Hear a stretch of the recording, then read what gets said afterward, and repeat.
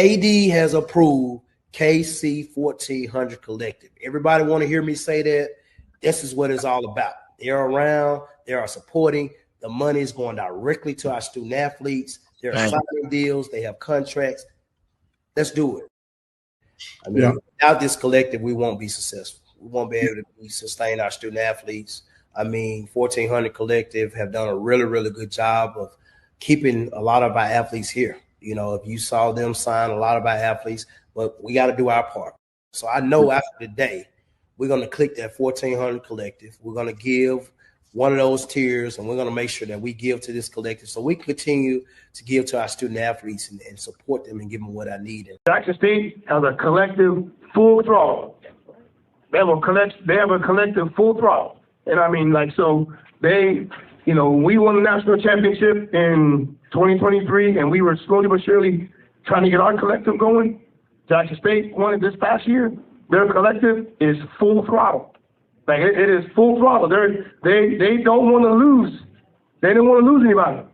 And they went full throttle. And I mean, that's you correct if I'm wrong. That's what happened. What's up, everybody? Happy Wednesday. Happy Wednesday. Y'all come on in, hit the like button, hit the share button, hit the subscribe button. Important. You won't show unless you stream the public Facebook. Okay. Appreciate that. Hope everybody's doing well. Hope everybody had a great Wednesday. Looking forward to a pretty good show for you guys tonight. We're going to be on about an hour and a half tonight, and we're going to shut it down after that. T Dizzle, what's up, bro? It's funny that we both, you know what? I didn't even think about wearing red tonight. I just so happened to have it on. It's funny that we we both got that on, and we too red or not too red. We got a nice little debate coming on. We're going to start that. We're going to have that conversation starting at about 9:30. We got a couple of preliminaries I do want to jump into to kind of get us kicked off, and I appreciate Tiff for coming on. How you doing, bro? What it be like? You on mute, big dog? Lot going on, man. Yeah, it is. Yeah, I mean, a lot going on. I mean, the highlight. I mean, I like I said, I always say life be life, man. But my baby did. She had a little promotion day today, man. I got a middle schooler now. So hey, man, well, hey, you know, congratulations. You know what I'm saying? Buy some extra bullets. You know what I'm saying? Dust off the Ruger. Yeah, man. Yeah, it's like that, bro. No, I feel you, man. Hold on, let me drop that link in the chat for those. We're not gonna spend much time on that tonight, but I definitely want to make sure I put that link in there. That's the one thing I forgot. Trying to get prepped, so I make sure we got everything we need for this good old action-packed show, man. There we go, everybody. I just pinned the comment, pinned the link to the collective in the chat. So yeah, go ahead. Yeah, man. Hey, man. They said you keep living, bro. You'll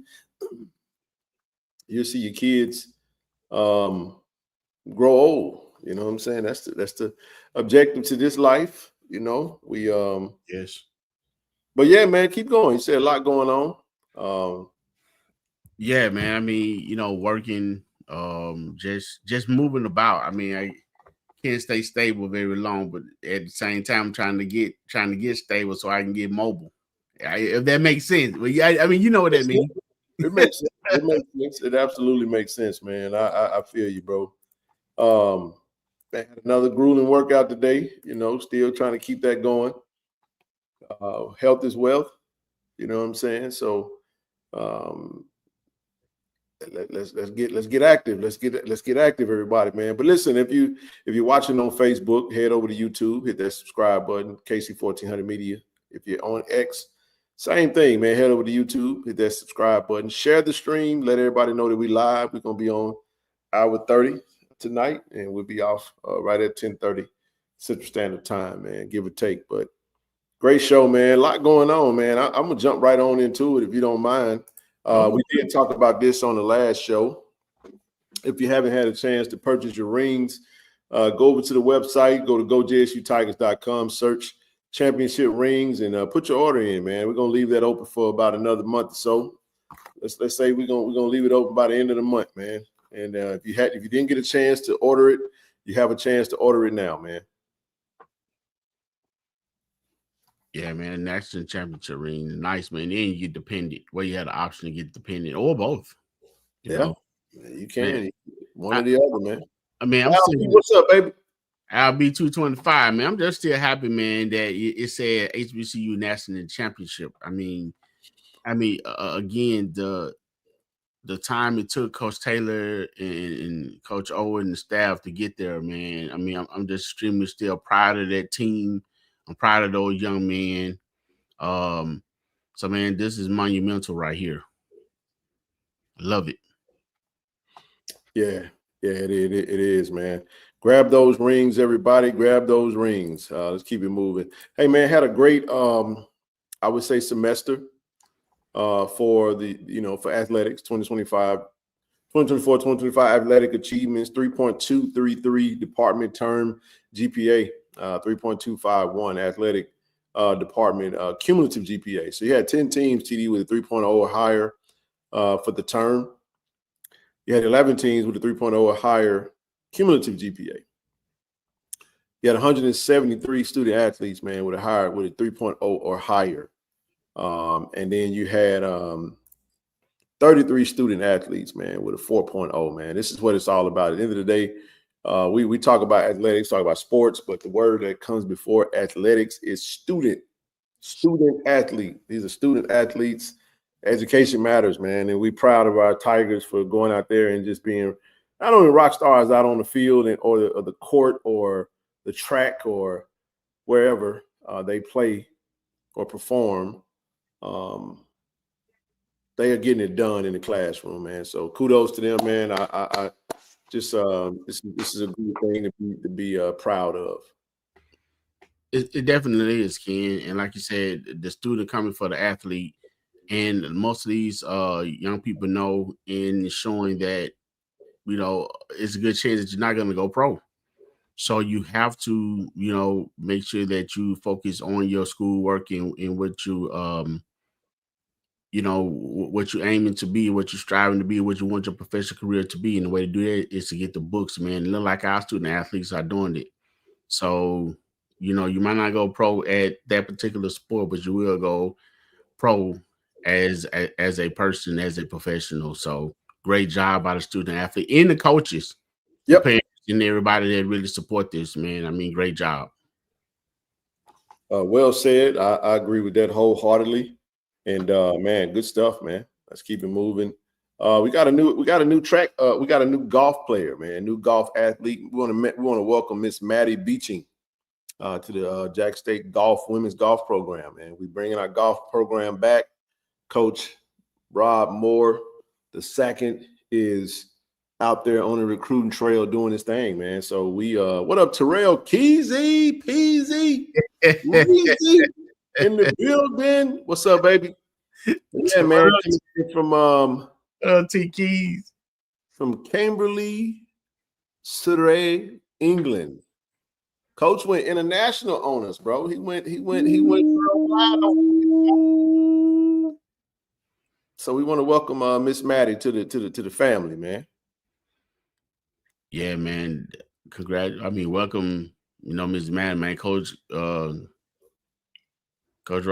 Ford, man. He definitely focused. I mean, he always been laser focused on this golf, Ken, and man, he's showing that he's very serious about it. And when you think of golf in the gentleman game that it is, or ladies game that it is, on our way to England, man, to bring him in, he definitely serious about winning.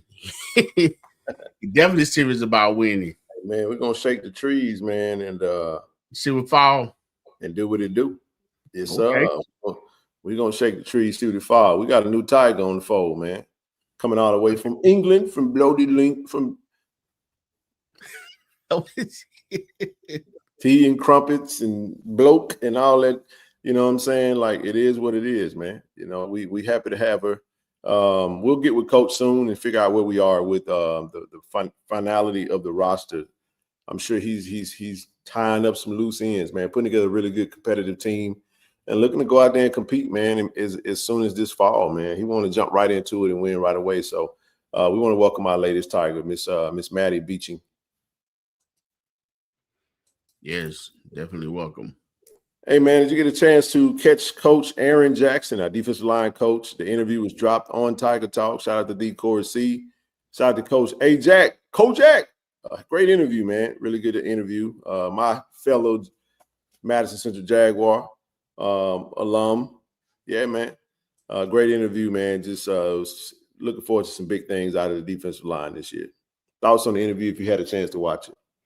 I hadn't had a chance to watch it in its entirety. I did catch a few minutes of it. I mean, he's well traveled for sure. Yeah, he is. Yep. Well traveled. Had stints and run in with some great coaches. I mean, even when you go back to the days of Madison Central, I mean, the biggest thing that stands out in my head when you talk about Madison Central, Central football, the Coach Justice. Matter of fact, I think he was the first coach at Madison Central, right? He's the man. That's the man right there. The man, the myth, the legend, Coach Mike Justice. Right. Yeah, we're talking about he wants some ball players, some ball players. I had a couple of guys. I had some guys that they were really good ball players. Coach Justice was that dude, man. Coach Justice, Coach Mike Kent.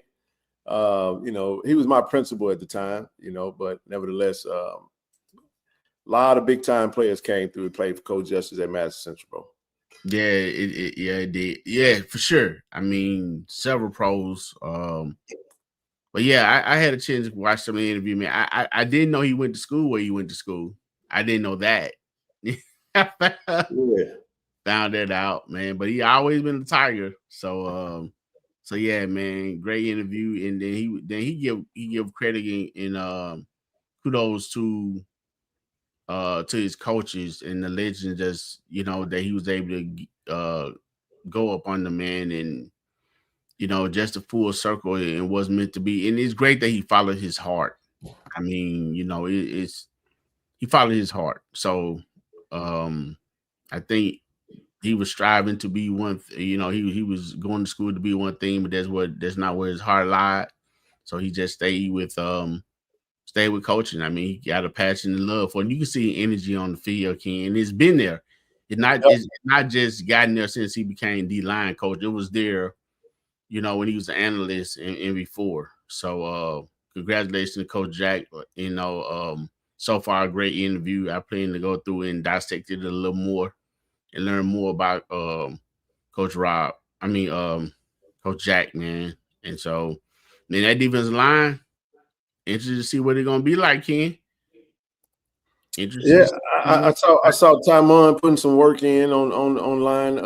Dropped a couple of videos. We got Jeremiah. We got some dogs on that line, bro. And Coach gets to take over the line and really just put his own stamp on it this year, bro. So it's gonna be pretty interesting to see how he. And I agree with this right here, Ken. It's funny that this was just he played O line, but he in love with the D line. You know what I'm saying? Yeah, he had a very interpersonal relationship with the D line. Anytime you play on that O line, you have an up close and personal relationship with the D line. So, yeah, man. But knowing ball is knowing ball. You know what I mean? Actually, so he said I absolutely love that interview. Great interview, man. Corey did a great job as always, and I had an opportunity to be on it. I was exhausted from working out. Just physically was just beat up because I had just started lifting. So I told him, man, you go ahead and take it. He did a fantastic job as always, bro. He did. For sure. All right. Said I didn't realize we had back. Yeah. Where you been, Ken W? Where you been at, big dog? Yeah. Yeah, Quincy Ivory played quarterback in the SWAC as Mississippi Valley. Then he left, went to JUCO. Changed over to the D line, and then he got an opportunity to go play for Florida for a year, and then he came. Now he's over here with us, man. Finna be a dog. We'll be out there hunting quarterbacks all fall. The great football girl. Hey, it was good to see you too. Her niece also got promoted today, Ken. They both in They're both in the APAC program. Yeah, so her APAC, niece, the infamous APAC. I love it, man. So yeah, it was good to see you too, the football girl. She gave me love, man. Gave you shout out, Ken. Her sister Meredith, the one that Meredith, my girl, man, no doubt. She came to rock the house for the fundraiser. She did. My girl there, man. Shake a tail feather. I gotta see if you got any more shows, man. I enjoyed it. Yeah, we'll get it. We got to create the shows and bring it out to it, man. Next up, okay. Hey, man, we got a big celebration. Y'all do realize we got the best athletic director in the entire game, right? You know, National Association of Collegiate Directors of Athletics. TD, of all the ADs around the country, we have the athletic director of the year, man. Once again, AD Robinson, man, the best in the game. But check this out, bro. A big celebration coming up, man. Athletic director of the year. We're going to be at the M Bar, man, June 16th, 6 p.m., $25 at the door, JSU casual dress code. Scan that barcode. It's going to take you straight to the link to order your tickets, man. We're going to celebrate AD, man. We're going in there to celebrate AD on Monday. This is the Monday after Father's Day. It's the weekend after the Atlanta Mixer. So we coming from Atlanta. We're going over there to show some love and celebrate our illustrious AD, top in the game, bro. You know, he's going over to Orlando next month to retrieve his award. It's going to be pretty cool. Hope to get some media and kind of see how that goes, but we'll see what happens, man. It was limited tickets, but he's going over to be celebrated, man. Best in the business, and we're thankful to have him at Jackson State, man. So what award was that he went out to Cali to receive? There was another award. I think it was like it was another award. It was like man, I forgot the name of the organization, but it was like a predominantly Black organization that highlights minorities in the game. And he was athletic director of the year. You know, he was awarded a lot of. I think this is the second time he's won this. Correct me if I'm wrong, but I think this is the second time he's won it. He racking up awards left and right, man. It's. I could tell you right now, family. You know, we got to definitely appreciate AD Robinson. Him staying at Jack State is absolutely a choice. He wants to be at home and continue to build on tradition and blaze new trails, continue to elevate the athletic department, elevate Jackson State. But I can tell you right now, he could easily walk right into another opportunity when it comes to the professional level. You know what I'm saying? At his level, you can go to any institution and just be the top dog, man. So we're thankful to have him, man. Don't take it for granted, especially with the instability at the top, with the leadership, the revolving door of presidents that we've had. First two-time winner of the award at our level. Yep. I told you, yeah, he's won this award before. Thank you, Travis. But that's, man, think about it, man. When you celebrate it, our minister said this one time. He said, listen, if you have a group of astrophysicists, right? Astrophysicists, TD, and I go up to the astrophysicists and say, TD, you're an astrophysicist, right? Okay. If I go to you and say, man, TD, you're the greatest astrophysicist in the entire world, but I'm not an astrophysicist. I'm just a regular dude that's saying, man, you're the best of the best. Right. It's cute. It's bubbly, it's fuzzy. But if you're in a room full of nothing but astrophysicists, right, and they say, TD, you are the man, you are the best of the astrophysicists, hey, man, that's a whole different level, because they understand what it's like to be in this role and to do that. TJ, what's up, baby? You know what I'm saying? To be at that level, hey, man. To be recognized amongst your peers. There you go, man. And we talking about being the best of the best. It's not many that get this, to be the first. Listen to this, man. Like, listen, we're gonna get into what we're gonna get into tonight. But listen, the first two-time winner of this award on the FCS level. I'm gonna say this: there's never been an AD on an FCS level in the history of this award that has won it twice.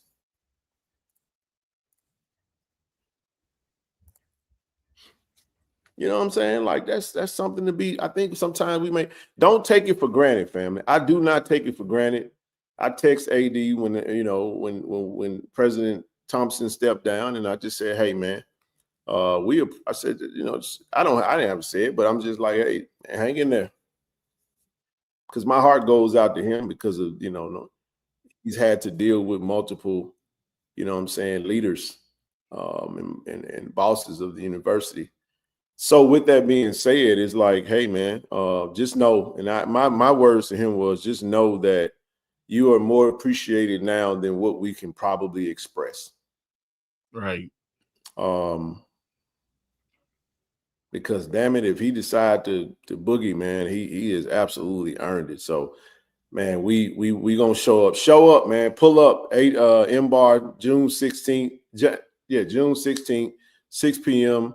Dress JSU casual. Aim for $25 to get in there. It's a fundraiser. We always raise the money. I know folk be talking about money. Shit, if we weren't broke around this motherfucker, we wouldn't be asking for money all the time. So we wish we had a surplus of money. But, it's always going to be fundraisers, man. It's always going to be. You go to church every week and they pass the plate around. Don't mean you putting that in it. I know. I'm just saying, like, I'm just saying we're kind of used to, understanding. And I understand how that goes. You know what I mean? Like my father was a minister who didn't have a salary. So it was more about, you got to keep the lights on, man. You got to pay for certain things. Things ain't free. If you got a bill, then you got taxes that come with that. You got expenses that come with that. You got a lot of stuff that come with that. And if you're not going to do it, who going to do it? Would you expecting the folk down the street to come pay y'all bills? No, that's how that. You follow what I'm saying? So at the end of the day, unfortunately in this day, presidents come and go. I had 6 in my past. Yeah, they do. I don't know if they come and go the way ours have, but that's another story for another day. We'll get to it when that time comes. But let's keep it moving, man. We're gonna talk about this up until June 16th. We're gonna be at the M-Bar Monday at 6 p.m. Celebrating AD Robinson, man. And we'll go from there, man. I plan on having a little something for him when we get there. You know what I'm saying? I think y'all know what we're talking about, though. We have a little something for him, man. So looking forward to it. How more time we got? We almost. Hey, look, real quick. We'll go through these postseason awards. Huge congratulations to brother Elliott, Eric Elliott, pitcher of the year for the SWAC, to the best pitcher in the conference. And tough day today. He made first team. He was the only first team all conference player for Jack State baseball. We had 2 second team, and that was with his brother Wilbur Perez and the preseason player of the year, Jordan McClatty, brand ambassador. So we had 3 all SWAC players. And then listen, we got Joseph Eichelberg is going to be heading over to Kannapolis, North Carolina, to play. He's a top HBCU prospect in the country. He's going to play in that All-Star game. That All-Star game is going to be what date is that? I'm not sure. It doesn't have a date on here that I can see. 5'11", 200 senior from Lithonia, Georgia. Selected as one of the top 44 HBCU baseball prospects in the country. May 31st. So May 31st in Kannapolis, North Carolina. He'll be over there. They got the Battle of the Bands on the 29th, the 30th. They got the HBCU Showcase. May 31st, they got the HBCU All-Star Game, man. So tickets, you want to go to that game if you're in North Carolina. If you want to check that out, you can go to minorityprospects.com and check out that game. That's next week, huh? Yes, 10 days from now.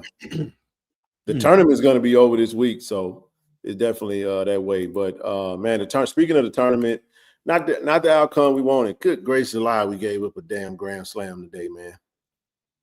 That hurt, bro. That hurt, man. We was 1-1.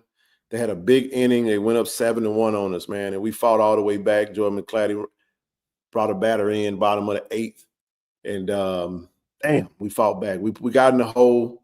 We lost 7-6 today. We take on Texas Southern on tomorrow at 9 a.m. So we're playing out of the losers bracket. We win this game. We fight on. We live to fight another day. We lose, our season is over. So yeah, man, tough game. You want to give some thoughts on it real quick? We're gonna bring our guests up here in just a second because it's 9:30. Yeah. I'm like, I won't speak much on it because, like I said, get our guests up. But I do want to say congratulations Joseph Eichelberger and, for the great season definitely that he had here at Jackson State. And we definitely wishing him well.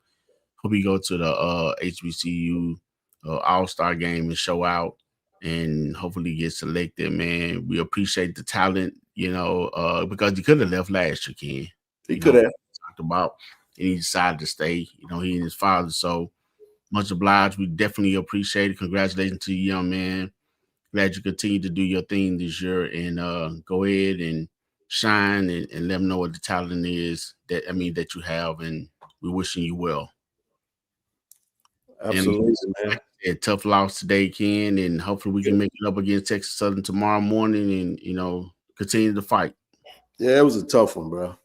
Yeah, I just that one hurt. That hurt a lot, actually. But it's tournament time. You can't have those type of innings, man. Hey, real quick, I know we're gonna bring up our guests, and as soon as we touch on this last subject, we will. I just want to send a huge shout out to our one of our Tigers, man, Miss Maya Grimes, TD. She was she survived the tornado, man. Goodness gracious alive. She survived the tornado, y'all. She was literally physically in a tornado. She could have lost her life. I know Coach Thorne I had a chance to meet Maya and know of her, seen her around. Great, bubbly, very, sharp young lady. Really good to the track program. And this was a very, very, very scary situation. We're gonna play this clip and then we're gonna move on to our next. But just check this out real quick, y'all. If y'all haven't had a chance to check this out, here's the Maya Grimes tornado story. Hang tight. Our Morgan Harris joins us now with her really incredible story of survival. Morgan, what did she tell you?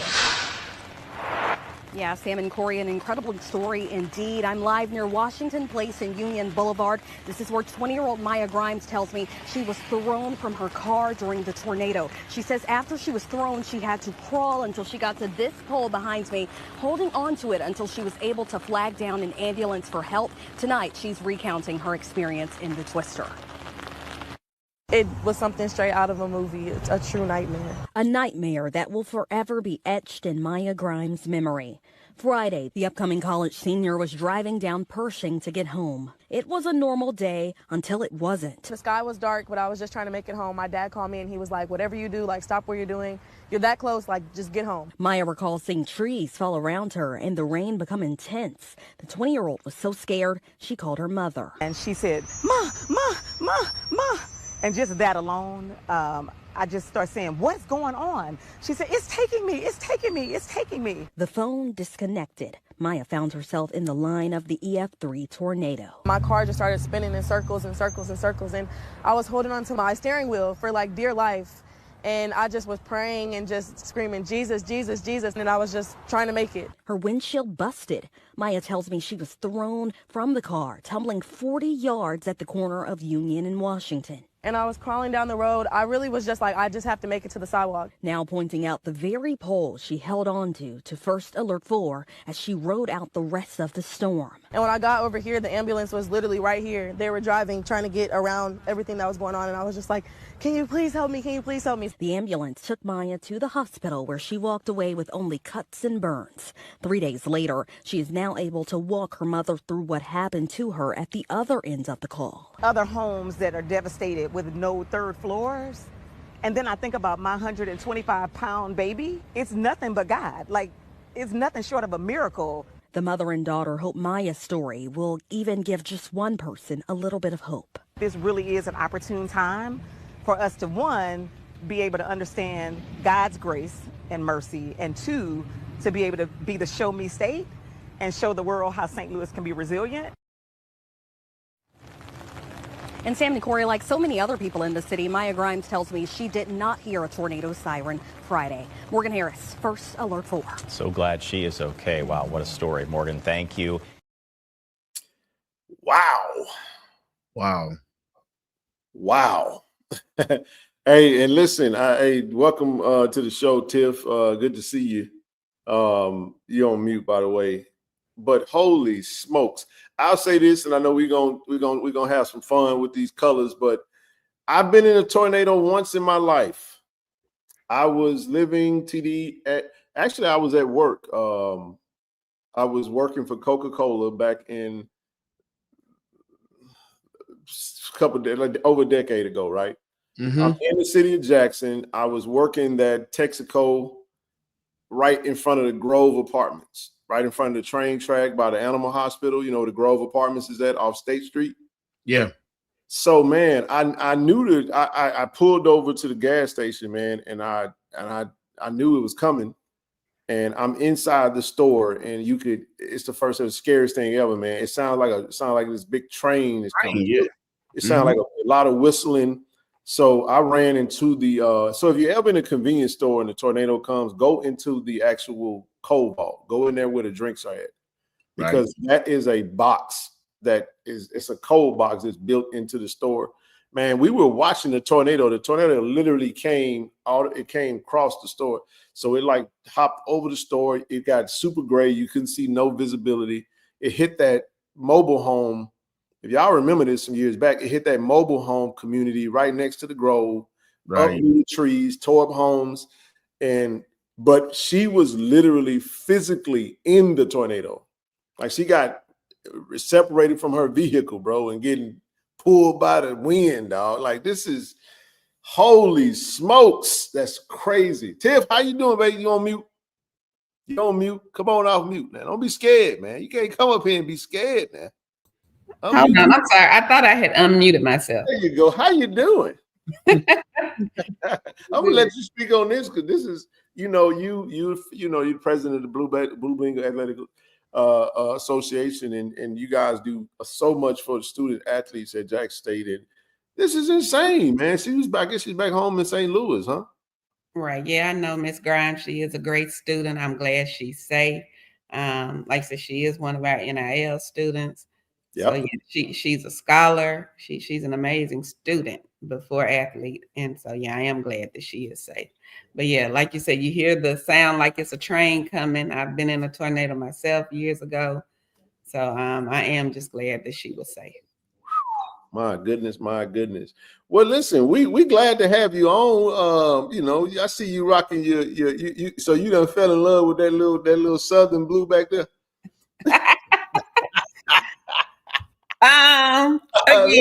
Again. Let me set it up. First of all, welcome. Listen, man, for those who don't know Tiffany, she is, like I said, she's president of the Jackson State Blue Bengal Athletic Association, man, the official booster club for the university since 1977, right? Correct. Since 1977, yeah. Gordon and Richard Porter. Yeah, so Richard Porter, one of my dad's closest friends. Shout out to Miss Porter. My dad used to go. I used to go to Richard Porter's office, Porter's Insurance, right there on University and Terry, whatever side you're on. And I'm telling you, I used to go over there all the time with my dad, man. And rest in peace to Richard Porter, who was one of the, he was such a great supporter of Jackson State in every capacity. It was an emotional moment when who were we announcing? It was Coach Margaret Richards' press conference that I saw his wife, and I went up to her and I introduced myself to her and I said, "Miss Porter, do you remember who I am?" And she was like, and I told her my whole name and I said, "I'm Richard Clark's son." And she was like, "Oh my," I was a little baby, man. It just goes all the way back full circle. And I'm just like, oh my goodness, all this time been looking at you, I didn't realize that was Miss Porter. So yeah, love Miss Porter. Shout out, and it's ironic, you had the organization that was founded by the coach that actually created all this dadgum controversy with this red now. With this red stripe. So I want to make it. So we were where were we at? Were we at the golf press conference? Yeah. I think Coach Rob Ford was introduced as the coach. Great press conference. I mean, great event. Great press conference. Great intro, bringing the golf program back. And we were TTD. We were talking, man. And somehow standing by the door, we wound up talking about them colors. And Tiffany just let me have it. She was like, "I don't like it. I was like, "Oh, so you one of them ones, huh?" Yeah. We had kept going back and forth. She wasn't buzzing, I wasn't buzzing. I was like, man, you know what? She was like, we can do a debate. I was like, let's do it then. I'm the one and the two. We need to get Hey, we got some team red in the chat. No, let's talk about it. I'll give you a second, before we jump into that, just kind of, talk about where you are, Blue Bengal, anything you want to touch on before we jump into this conversation. Yeah. Get on this plane, people. Y'all begged me to get another plane. I've got the plane. Get on this plane. I'm about to call Grambling and offer them the package because it's closer for them to get here to us than go to New Orleans to get on the flight. Probably easier and cheaper than going out of Shreveport. But I would say all of them. Tell them what plane, tell them the packages and all that, and we'll go from there. Yeah, if you are paid alumni, you've been receiving emails. So check your email. The email came from JSU Alumni Association. We have a package, $1,200 per person based on double occupancy, meaning 2 people need to be in the room. That includes taxes and fees and transportation to and from the game, to and from the hotel to the airport, charter flight leaving out of Jackson, 9 a.m. that Friday, returning out of Vegas, 10 a.m. Vegas time, coming back. Charter. So that means you get on the plane at the hangar in Jackson. We did for Miami. This time they're going to open a terminal for us. Mm-hmm. Oh, but what I'm saying is we getting on in Jackson and going straight to the Vegas. Correct. Let me tell y'all something. Hold on, time out. Time the hell out. Hold up. That don't happen. There is no flights that go from Jackson to Vegas. I can tell you that right now. Flying from the West, you either going to Dallas, you going to Nashville, you going somewhere. Back to Atlanta. From Jackson or to Atlanta. You're not going from Jacktown to Vegas, bro. That is not possible. Right. Whoa, talk about this flight. Listen, what y'all waiting on, man? Y'all tripping. See, I'm lucky this time, typically. I get to drive over this time. Thank goodness. I get to drive to the game because I don't get to do that often, but I ain't going to fly all the way to Jackson to fly back. TD, you getting on this plane, bro? TD better get on there. I'm already there. Come on, Tiff. I'm already. He said he already on the strip sipping something. Yeah, exactly. And let me make this clear. Unlike other Blue Bengal events, once y'all get off that plane and check into your hotel, I don't know you. What happens in Vegas stays in Vegas, okay? In the morning. That's all I got. Hey, that's beautiful. That's wonderful. No, so this is an awesome package. I didn't mean to steal your thunder. So you are chartering in Jackson. This is leaving out on Friday. So it's Friday to Monday. Correct. Yes. So flight by itself, what is it? To have your downtime, see Vegas, party, all you know that. So if you just want to if you just want the flight, I want to fly there from Friday to Monday. That's what, 700 change or something? What we looking at? 700 flat. 700 flat round trip. You fly out Friday, you get there Monday, you leave out Monday, you good. Hey, TJ, you better tell him, bro. That's huge, TJ. That's huge. Right. Trust me, that's big time. Now she said, and I think, what is it, Planet Hollywood? We in Planet Hollywood? We're at Planet Hollywood, not Mandalay Bay. Some people are staying at Mandalay Bay. I think Patrice is signing the contract. She might have an event there. Y'all can just catch an Uber to Mandalay Bay or walk over after the game. It ain't far. No. Yeah, we're on the strip at Planet Hollywood, connected to the Miracle Mile. That's the decision that I made for that with the board was because you have the mall, you have the strip, and then everything in between. Everybody won't feel like spending $50 to eat breakfast, lunch, and dinner every day. So you got a Chick-fil-A, you got a Chipotle, you got Fat Willie's, you got all the restaurants in the mall. Some people don't like to gamble; they're gonna want to shop. So they have it's an actual the Miracle Mile is there. So you have all these other options without leaving the hotel, and then you can go across the street where there are other malls and other casinos and other hotels as well. Right there at your fingertips. But yeah, Chick-fil-A's right there. It's just it was just the perfect location. So let me say this: just because y'all gonna be there to Monday, I'm staying. Well, I do need to check to make sure that, because I think you and one other member needed to check in on Thursday, and I just got to find out. I'm going Thursday. Got some stuff we're working on. Chick-fil-A right outside of Planet Hollywood. Check. Support the Black-owned Chick-fil-A. All right, TJ. So TJ lives today. Even more reason to stay and plan. I ate there. And then also, we working on an event, by the way, man. Working on. Ken say he driving his vehicle to the game for the first. Man, look, man, for the first time in years, brother. It's been a long time since I've been able to drive to a Jack State game. Boy, I can't wait to get on the highway. I'm not riding no plane. I'm gonna load my suitcase up and throw it in a trunk, and I'm 3 hours down the road. I'm there. 3 hours. 3 hours flat. I'm there, TD. I'm excited about it. November, was it? October 26th. October 26th, we there. It's going to be a good time, man. 25th. So we're going in on the 25th. Yeah. I'm going to be there on the 24th. It's going to be a lot happening that week. Of course, you know, as things tend to happen around that time, we're going to definitely give you the updates, man. But nah, man, look, hey, if you got it, if you can, and look, I think it's not it don't have to be lump sum, though. Is that right, Tiff? They can pay. Oh, no. Yeah, you can pay on it. Plans.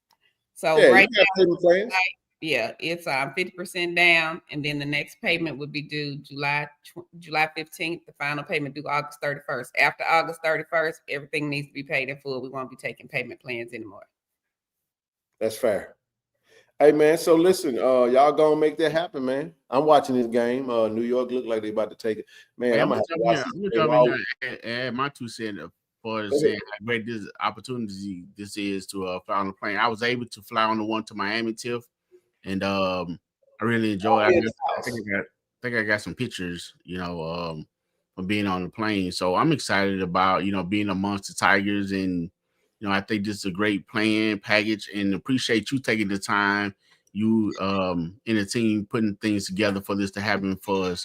So we hope that you don't get the opportunity or have to take the opportunity to open up for those Tigers down the street. We got Tigers.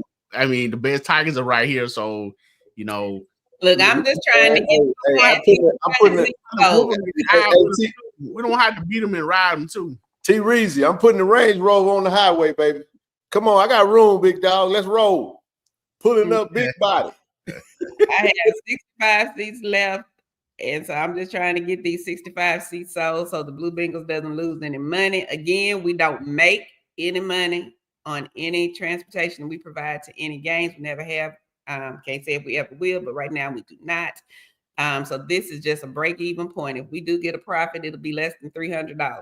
So I don't want people thinking that it's so high or whatever, because it's really not high. But sometimes people think that we're doing things for a profit. This is all done for the love of JSU and to make sure the fans can get to the game. That's all. How does that work if 2 people are going into this thing? If they're going to share a hotel? Yeah, that's why it's $1,200 per person based on double occupancy. If it's one person going, then it's going to be right at $15 because you have to pay the cost of the room alone. Man, if you're going with your lady, bro, I don't know, how does that work?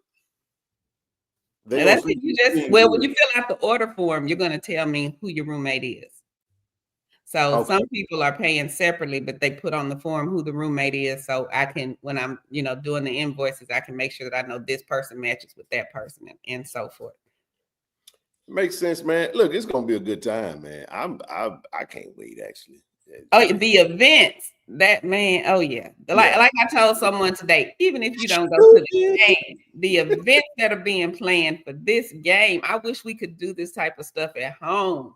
Hey, I know my boy TJ in the chat, man. We got some popping that weekend, man. I'm gonna promote that as soon as we get some finalization, bro. So TJ, man, you whenever you ready, baby, let me know. Said I'm with Terrell backseat kids who got the ox. I got the ox, big dog. Bluetooth. We don't do aux cords no more. We do Bluetooth, man. We do what they call that thing, man. Android audio. I don't do Apple. Android audio, baby. But anyway, it's just they said, does non-alumni have this information? Non-alumni. No. Non-alumni does not have this. Only alumni. How do you pay for it? Staff and Blue Bengal members have the information. Where do you go to purchase? If you email me, you don't have to be an alum to be a member of the Blue Bengal Athletic Association. Just an FYI. Correct. Go ahead.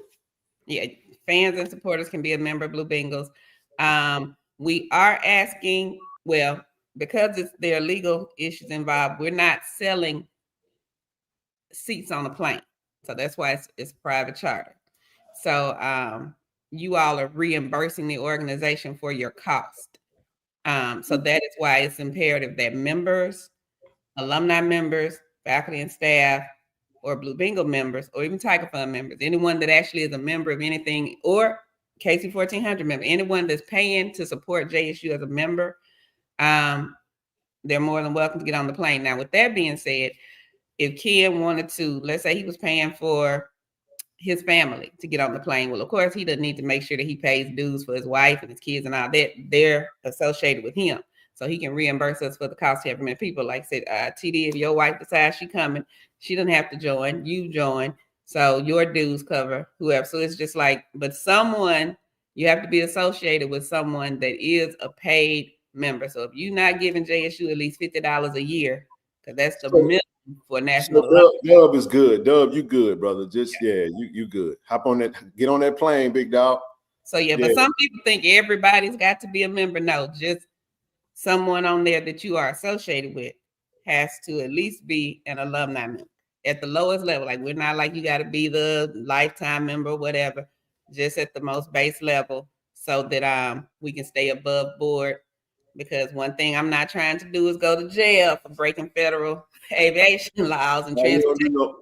We don't do that type of stuff, man. I almost got blacklisted the other day because I'm so sick of these folks in my airport giving me a hard time about this check bag at American Airlines. I had to just shut up, TD, because I had the same lady that always give me hell at the gate. I took the same old check-in bag. She kept telling me my bag was oversized. So I went to a duffel bag.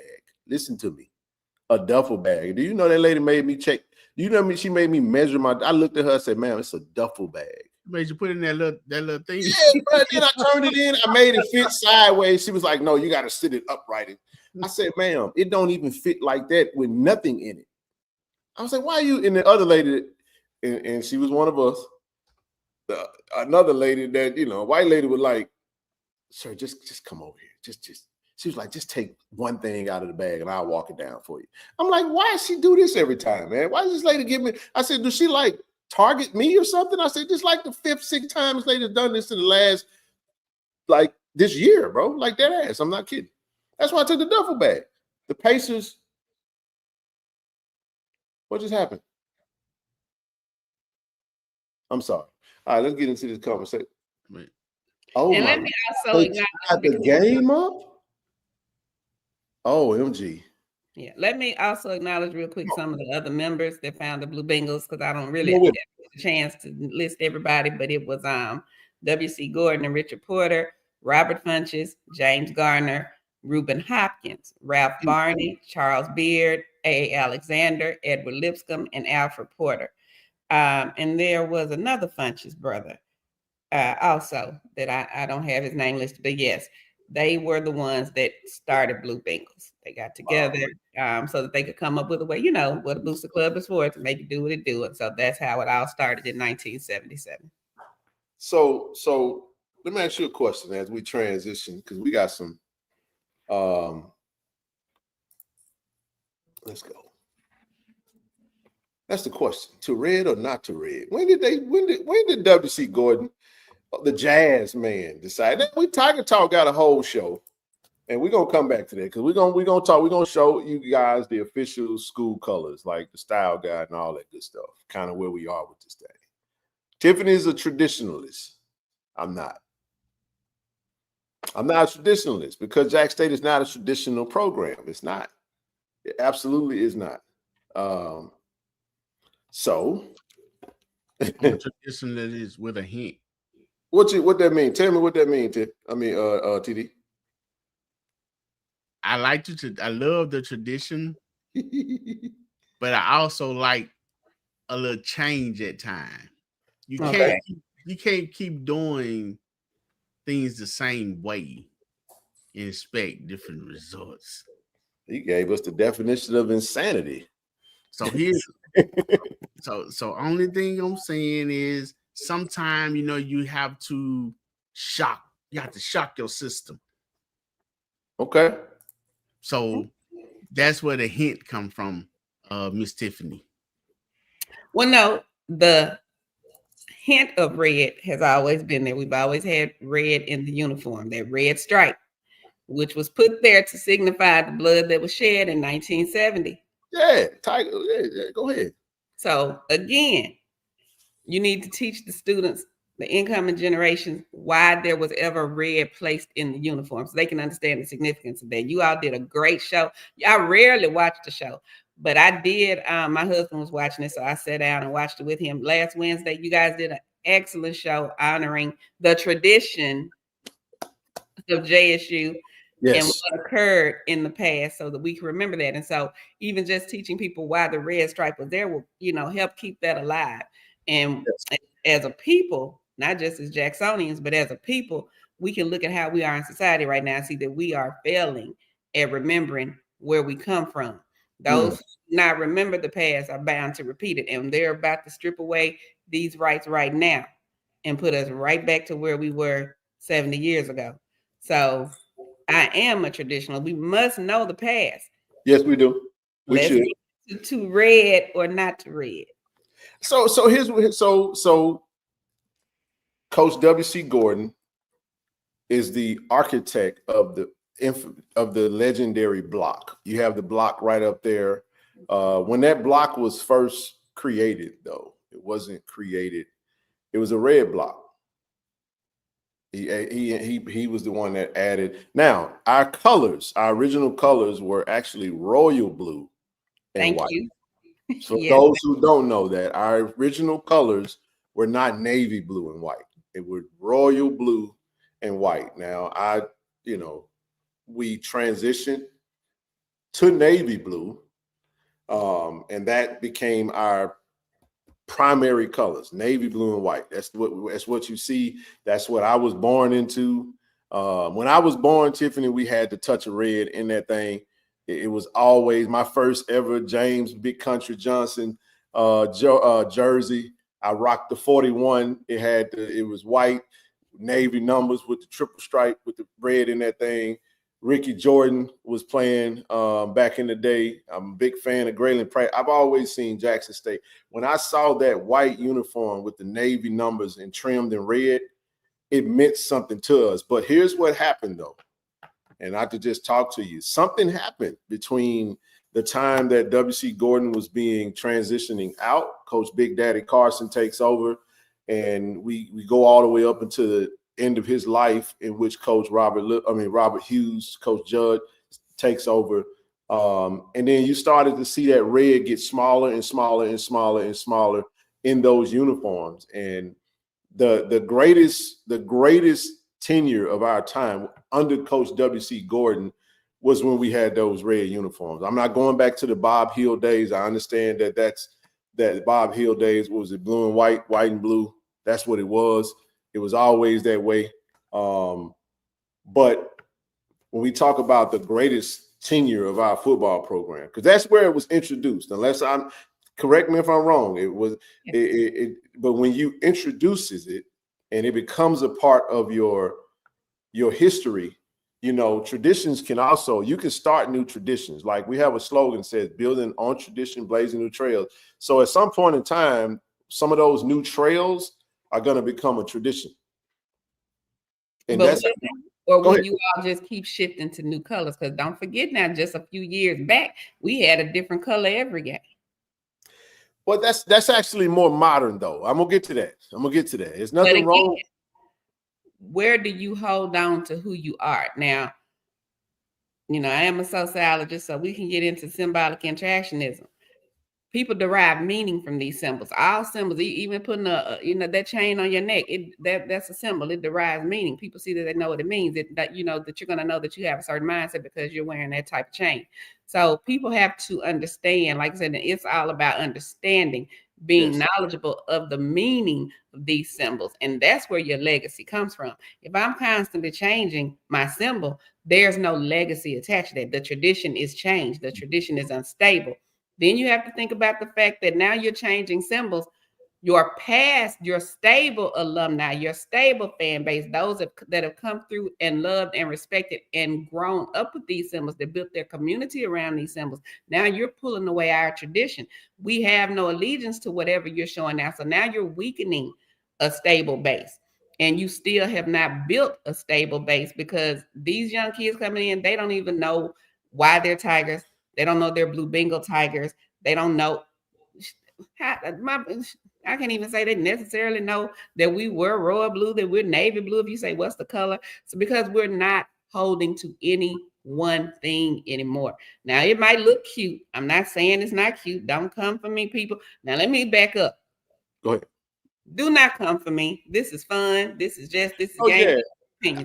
I love it because, Tiffany, we always talk. So this is what happens out in social media world. Right. We start talking at thoughts. This was one of those times, TD, where I'm actually talking to someone that I know, and I'm like, she stood firm on. She's like, I hate it. I don't like the red. I was like, oh, damn, okay. And I'm like, I love it. And here we are.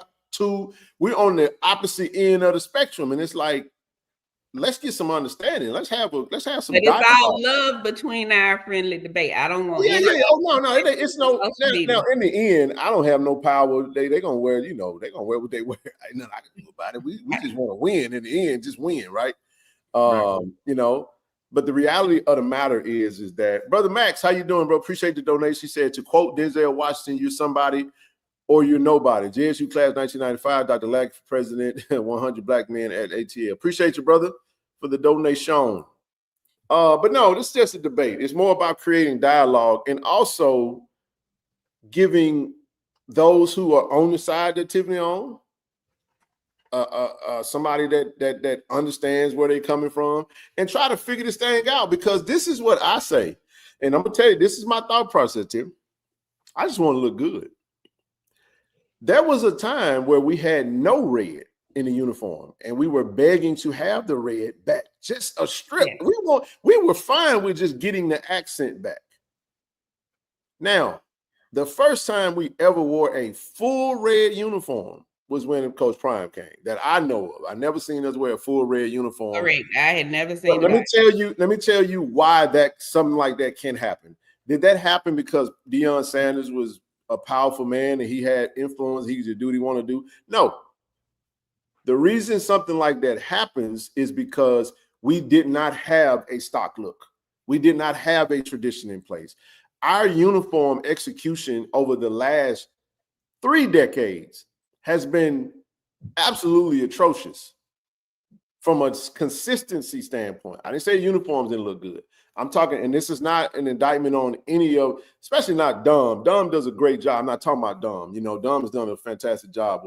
I'm talking about when you pick up 2000. Go back and look at the year of 2000, up until 2010, up until 2020. Now we are 2025. There was from 2000 up until, who was that took the last little bit of red out? Was that dude whose name we don't call? He's the last one that took that out.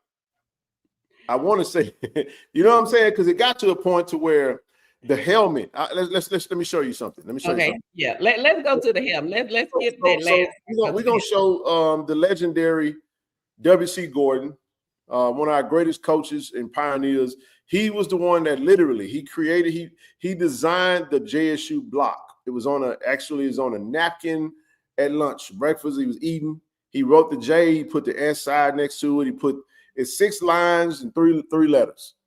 That's how that works, right? Mm-hmm. We had the red face mask. That matters. We were good. Red face mask, red block, navy helmet, red and white triple stripe. The uniforms were matched with that. We have those that were the likes. Yeah, that picture do look good, Austin. Great job, brother. Mm-hmm. The reality of the matter is Tiffany, I'm going to just tell you straight, I'm going to go ahead and let the cat out of the bag. I would be happy if this is the helmet that we wore every game. I'm not saying that we need to do this. If this is the helmet that we wore every game and the only other helmet we switched to was the white helmet with the navy block, I'm okay with that. But I am of the belief. I don't really care for the Navy helmet with the white block or the Navy helmet with the blue block or whatever the case may be. This is what I love right here. This is what I love because see, Tiffany, you are a traditionalist, right? Correct. All right, let me give you an example of something. So you like programs like Alabama, Texas, Auburn, Clemson, UT, LSU, those type programs, right? So for those who don't understand where I'm coming from, I'm finna show y'all something. I was waiting on this. I'm gonna show you guys something. Can y'all see that? Yep. This is 2005. This is 2 decades ago. Auburn versus Alabama. Alabama look exactly like how they look today. Auburn looks exactly like how they look today. There is no deviation from that. There is no deviating. And you know what else they have? A strong sense of pride, a huge sense of alumni, community, and maybe it's tied to never deviating from those symbols that derive so much meaning that were built when you were an undergrad and came up learning what those symbols stood for. No one's changing your tradition. You can tweak, but you cannot change.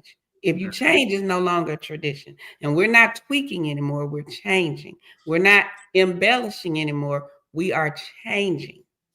Well, I think that we need that we're just not stable enough for all this change. It's not building cohesion. It's breaking the loose bonds that we had. And when I say loose bonds, I mean in regards to giving back, those who actually do love and support outside of just showing up for a game here or there. So it is weakening bonds, and it's not building a sense of community with those that are wearing these different colored uniforms every couple of months. I happen to believe that you could still have all of that with the variety, like TD said, a touch of it.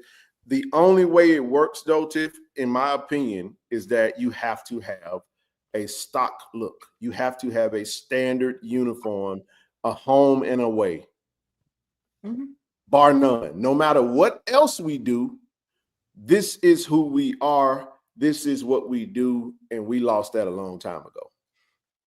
We lost it a long time ago. Now here we are, because I'm going to tell you something. This is what annoys me. There are people who hate the red uniform, but love the Sonic Boom blue uniform that the men's basketball team wore. Oh, no. Yeah. I'm like, with the boom. No, I'm all for it. I'm not for. I didn't care for that uniform. I don't want to. I know we may mess around and get a football uniform, because now it's finna really get crazy. Because I'm like, Atlanta blue. Man, I just listen, bro. So let's do this real quick. Let's do this. Let's do this real quick. Said, what's up, Said? Good to see you, bro. Max said Jack State needs to start creating business owners instead of workers. That's where the real alumni money comes from. We have 1 million common workers and no CEOs. That needs to change. We can get deep into that, brother Max. Appreciate the comment. Appreciate the donation, brother. Let me do this real quick. So let's go to the school colors. Okay, can y'all see this? So established in 1877, Jackson, Mississippi, Tiger, son of the Tiger. Our primary brand colors are navy and white. Accent colors, the I love blue, which is the color blue you have back there. I call it boom blue, because that's usually who predominantly wears that color.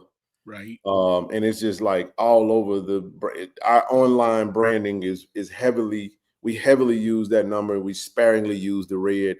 I do not know the exact, Tiffany, maybe you can enlighten it for what you can. I do not know the conversations that were had with the color red, and as it pertains to, I do know from my conversations with some of the administrators at the university, there were some issues with, all right, that uniform that Dion did when he got here, the red uniform that had JSU on the front of it, was I hated that uniform. I like the concept because I understand color rush and alternates and all that type of stuff when it comes to uniforms. But to have JSU in a red uniform, it really fried us for a second because there is a JSU that's red and white. Correct. So what happens is now you're clashing because people were reaching out to Jackson State. In actuality, they were trying to contact. They were trying to reach out to Jackson State. Your lines get crossed with Jacksonville State, right? Mm-hmm. Because the colors are now.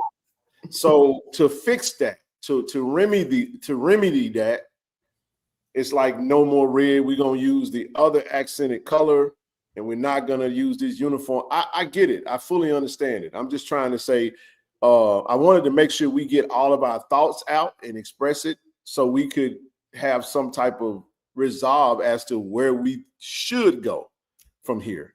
So was this really put on blast and became the thing that it is now with the colors? From the university standpoint, TD. Yeah, I mean, after the UConn game. Yes, I do feel like that UConn game hurt us a little bit because here we are.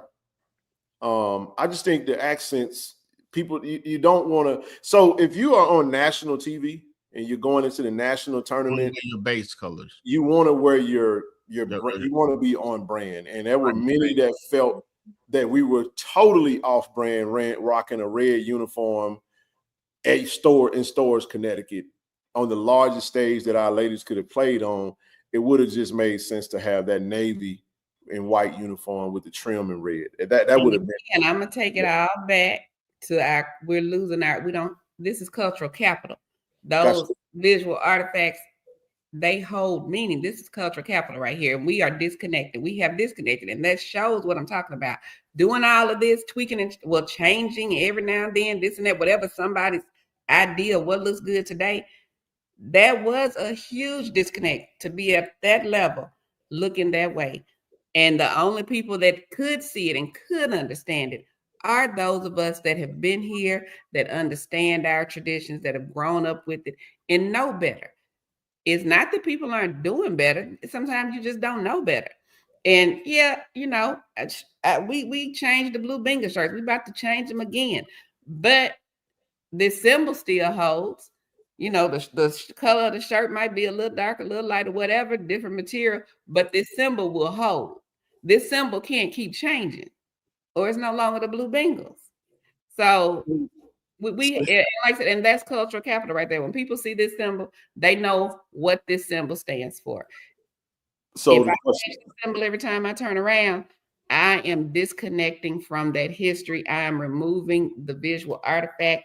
I'm removing that non-financial social mobility that's attached to this. Even though it's a non-financial symbol, it does in the end circle back to being a financial symbol, because this is what's going to make people know to give and to support. And when, like I said, you got all those people watching on national TV, alumni from across the nation watching us and don't even recognize us. And you don't think that angered and inflamed, people will come up with any excuse in the world not to get at $50 a year. I'm with you. So here's a question that was asked, and I love what you're saying, because we're gonna keep cooking. So he says, how does Oregon thrive in it? So Oregon built the reason Oregon comes up more than anyone is because Oregon built their name and reputation on a variety of uniforms in the green and gold. Their green and yellow colors. They always, their thing is to have a different look every game. And that's what they now I do want to say this. When it comes to uniforms, I am of the belief that uniforms are a recruiting tool. I do like variety. I do like alternates, if done correctly. That's just me. And that's where the issue comes into play. You follow what I'm saying? A lot of times you get away with it with basketball more so than you do probably football. If you have a stock look, let me go to this comment. Max said, I constantly recruit for Jackson University, but we need to get some.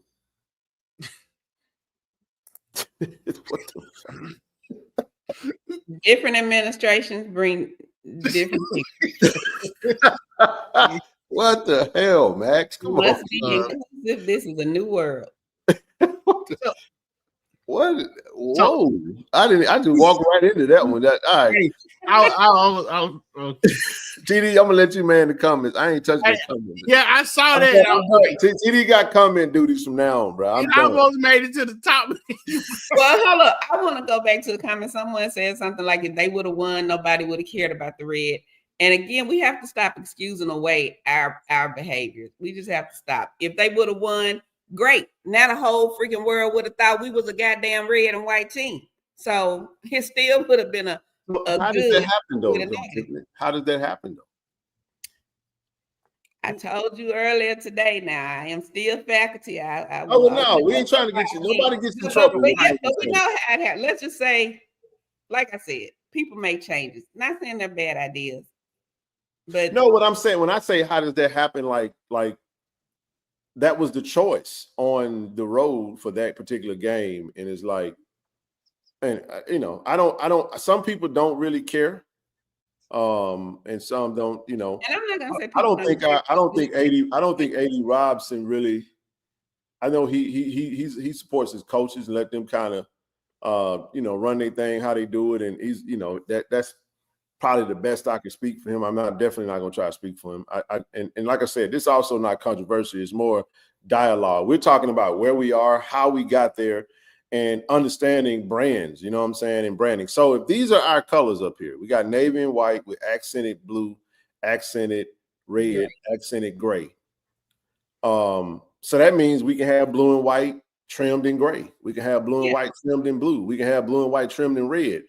In my opinion, when you got this array of colors, even it's not just with the colors. We have to, if the rule is we're going to stick to our primary colors and allow accents to only be accents, then we got to establish that rule.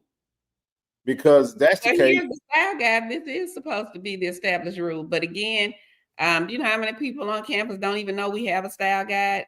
Sometimes just in working on campus, people are trying to order things. I'm like, hey, you got to check the style guide. You got to make sure you're using the right color just to order a business card. People don't know that our business cards are supposed to look a certain way, so it's just like I said, it's not necessarily people doing anything malicious or whatever. You have a great idea. Everybody's like, yeah, rah, let's run with it. You got a lot of younger people now. They have these bright new ideas. They're all wonderful. But again, someone has to be there to teach them to hold to the tradition.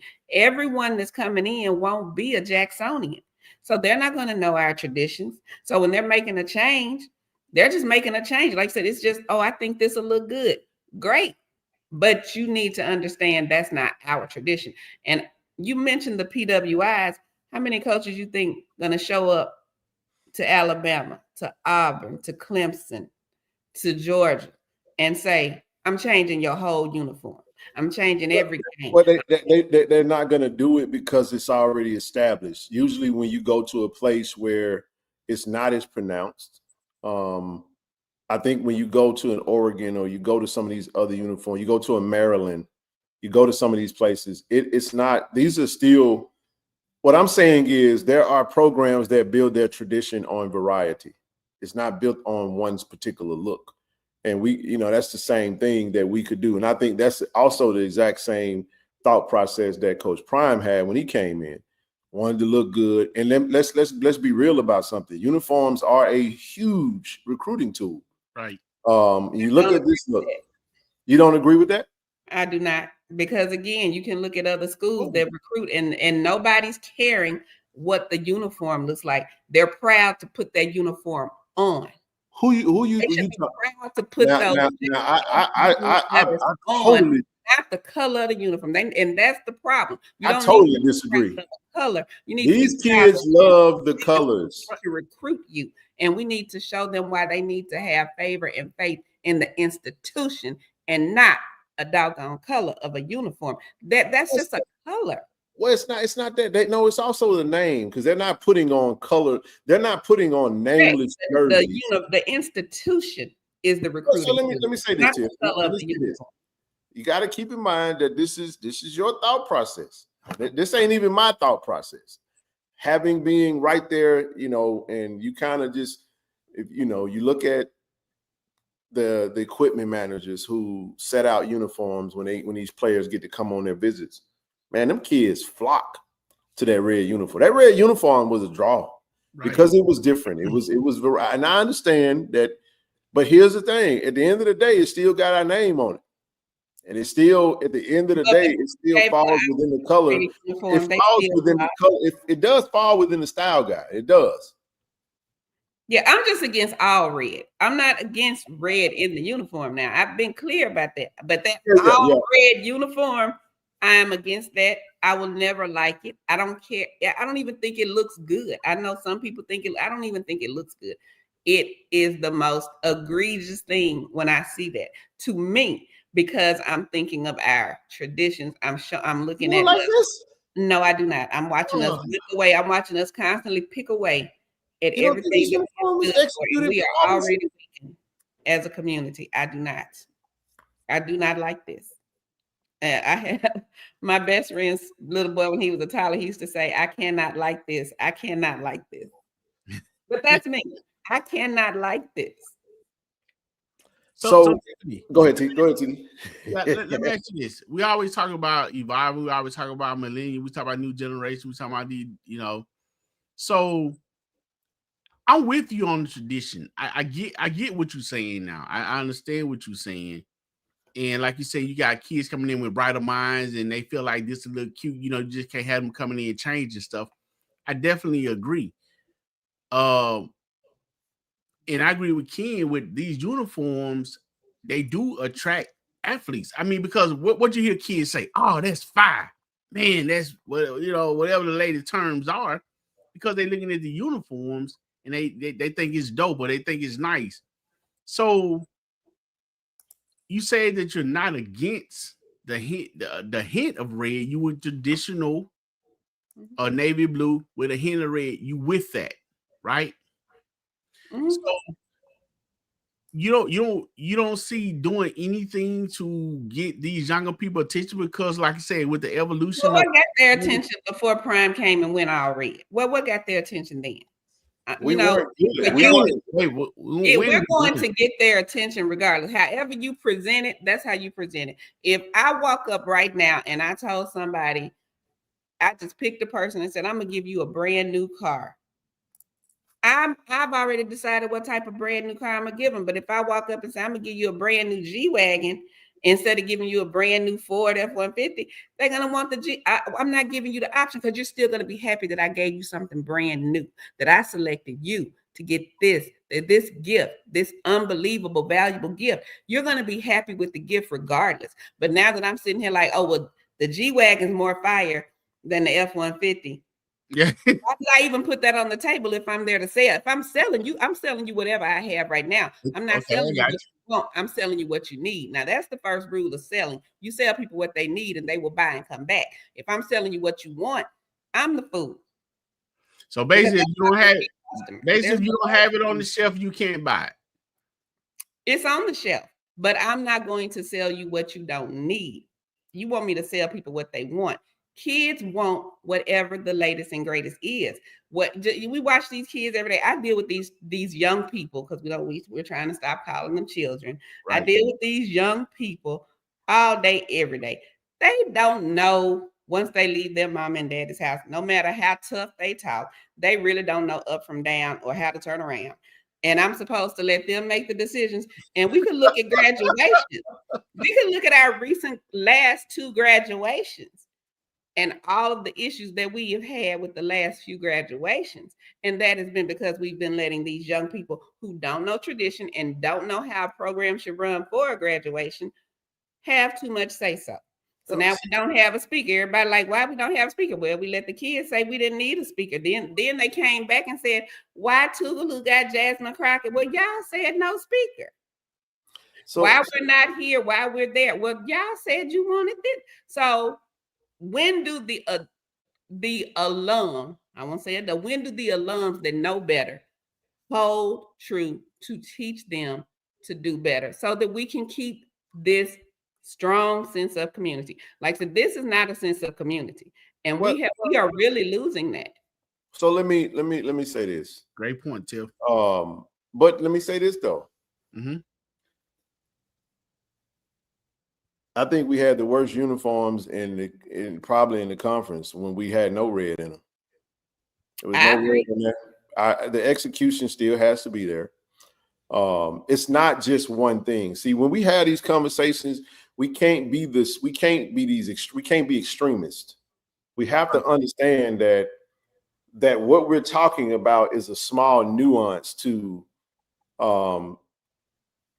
it's a small nuance, it's a nuanced thing. It's not this, well, they're only coming for the uniforms. Nobody is saying that anyone is coming just because we got red uniforms. We have to explain the explanation of that. So how we got to the red uniform, Coach Prime had an idea. He was like, if we're honoring W.C. Gordon with red, we change the color of the field. We change what we wear for that one game of the year. He's like, well, we could really take this thing and do this color rush alternate where teams do this all the time and they never lose their brand. Mississippi State could do a U.S. flag jersey, a state flag. You can do a themed uniforms is a thing in college football, and it does not chip away from your brand. It is, and if we only did it for the W.C. Gordon Classic. No. That was what we did it for.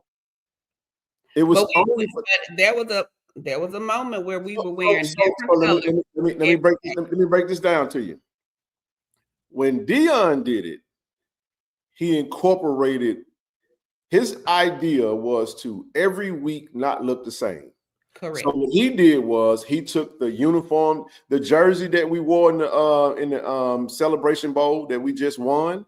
He took that uniform and he put the red pants with that jersey, and we played up in Valley in that uniform. So again, I understand when you start incorporating that. I do not think Miss Dawn was gonna mix up this uniform. This literally was just a one-time uniform that we wore solely for the W.C. Gordon Classic. That was it. I don't like it, but I could accept that it's that one thing. I'm with you because this is what I want to say. We also had another thing. Like we do this thing where we had these colors. And what she did was she took the uniform that Prime did, because remember there was a blackout. Mm-hmm. So this was a themed military, whatever theme that is. We do themes to get folks and people where they're not wearing. Most people, some people wear blue and white every game, no matter what. But some people rocking their Army fatigue pants and a black jersey and a black T-shirt, and they got Jackson State on it. Like that's a part of it. It's fan engagement. So we have this one uniform, and honestly, this is the only time we really wore this uniform. We have it. It doesn't really. We've invested in it, and we have uniforms to satisfy the theme. I didn't put the gray up there, but we wore a gray uniform for the SWAC championship game. Mm-hmm. I ain't gonna do that, but I ain't got no program to pick or not. But this is what I'm saying. They still, the reality of the matter is, if that's the case, all I'm saying is you can still establish your tradition and your brand and still have variety for certain theme games. You can do that. You can do that. Because I love these units because we brought these back. These uniforms came back under Coach Prime because he said, this is what he said. He said some of the OG alums were complaining about there not being a white Navy and a Navy and white uniform, because there are some alums, this is how they want to look every game, bar none. The hell with the red. They don't even want red as an accent. Mm. So the way we get to this place is when you have every coach gets to come in and chip away from whatever is there. So the issue that we so-called, if someone feels like we're having an issue, that started decades ago. Mm-hmm. And now you have to have a coach. I think Coach Taylor, who played at Jackson State, who understands the tradition of Jackson State, He said terrible plans need to be triple. I mean, but you can also mix these pants. You can do some different stuff with them. That's why they like that. It's Even this uniform, we did complain. We've done that. The time but again, when it's really said and done, and my hand didn't even put it up there. I want to show you. Damn, I can't believe I didn't do that. So Tiffany, you found those two sets of uniform that were just shown. We can wear those. That's what I said. We complained about those two when they occurred because they were missing the red stripe. We did complain about that to the coach at the time. Y'all know I'm not saying that coach's name, but I've said it already. Yeah, you said it enough for both of us. But we did complain to that coach at the time, and let them know that the red stripe was missing, and the significance of it, and the tradition behind it, and why that red stripe was there. So we did put that on the record. So I'll do this, and I this is what that was supposed to be. I actually overthought myself. I had it, but this uniform, that photo that had Coach Gordon on there, actually went with this particular uniform. I'm gonna save it, and then I'm gonna add it back. So give me one. Like I said, that gray uniform, I thought it was very nice, but it wasn't JSU. But it was, like I said, the uniforms look great, but they're not JSU. So would you be content with just a white with navy numbers and red triple stripes, and a navy with white numbers and red triple stripe? That's basically where you at. That's what we need to look like each week. No deviation from that, no alternates. So you don't like alternates? I don't mind accents. I don't want the navy and the white. And if I'm honest, we need to go back to the royal blue, but I don't want the blue and the white to be the accent.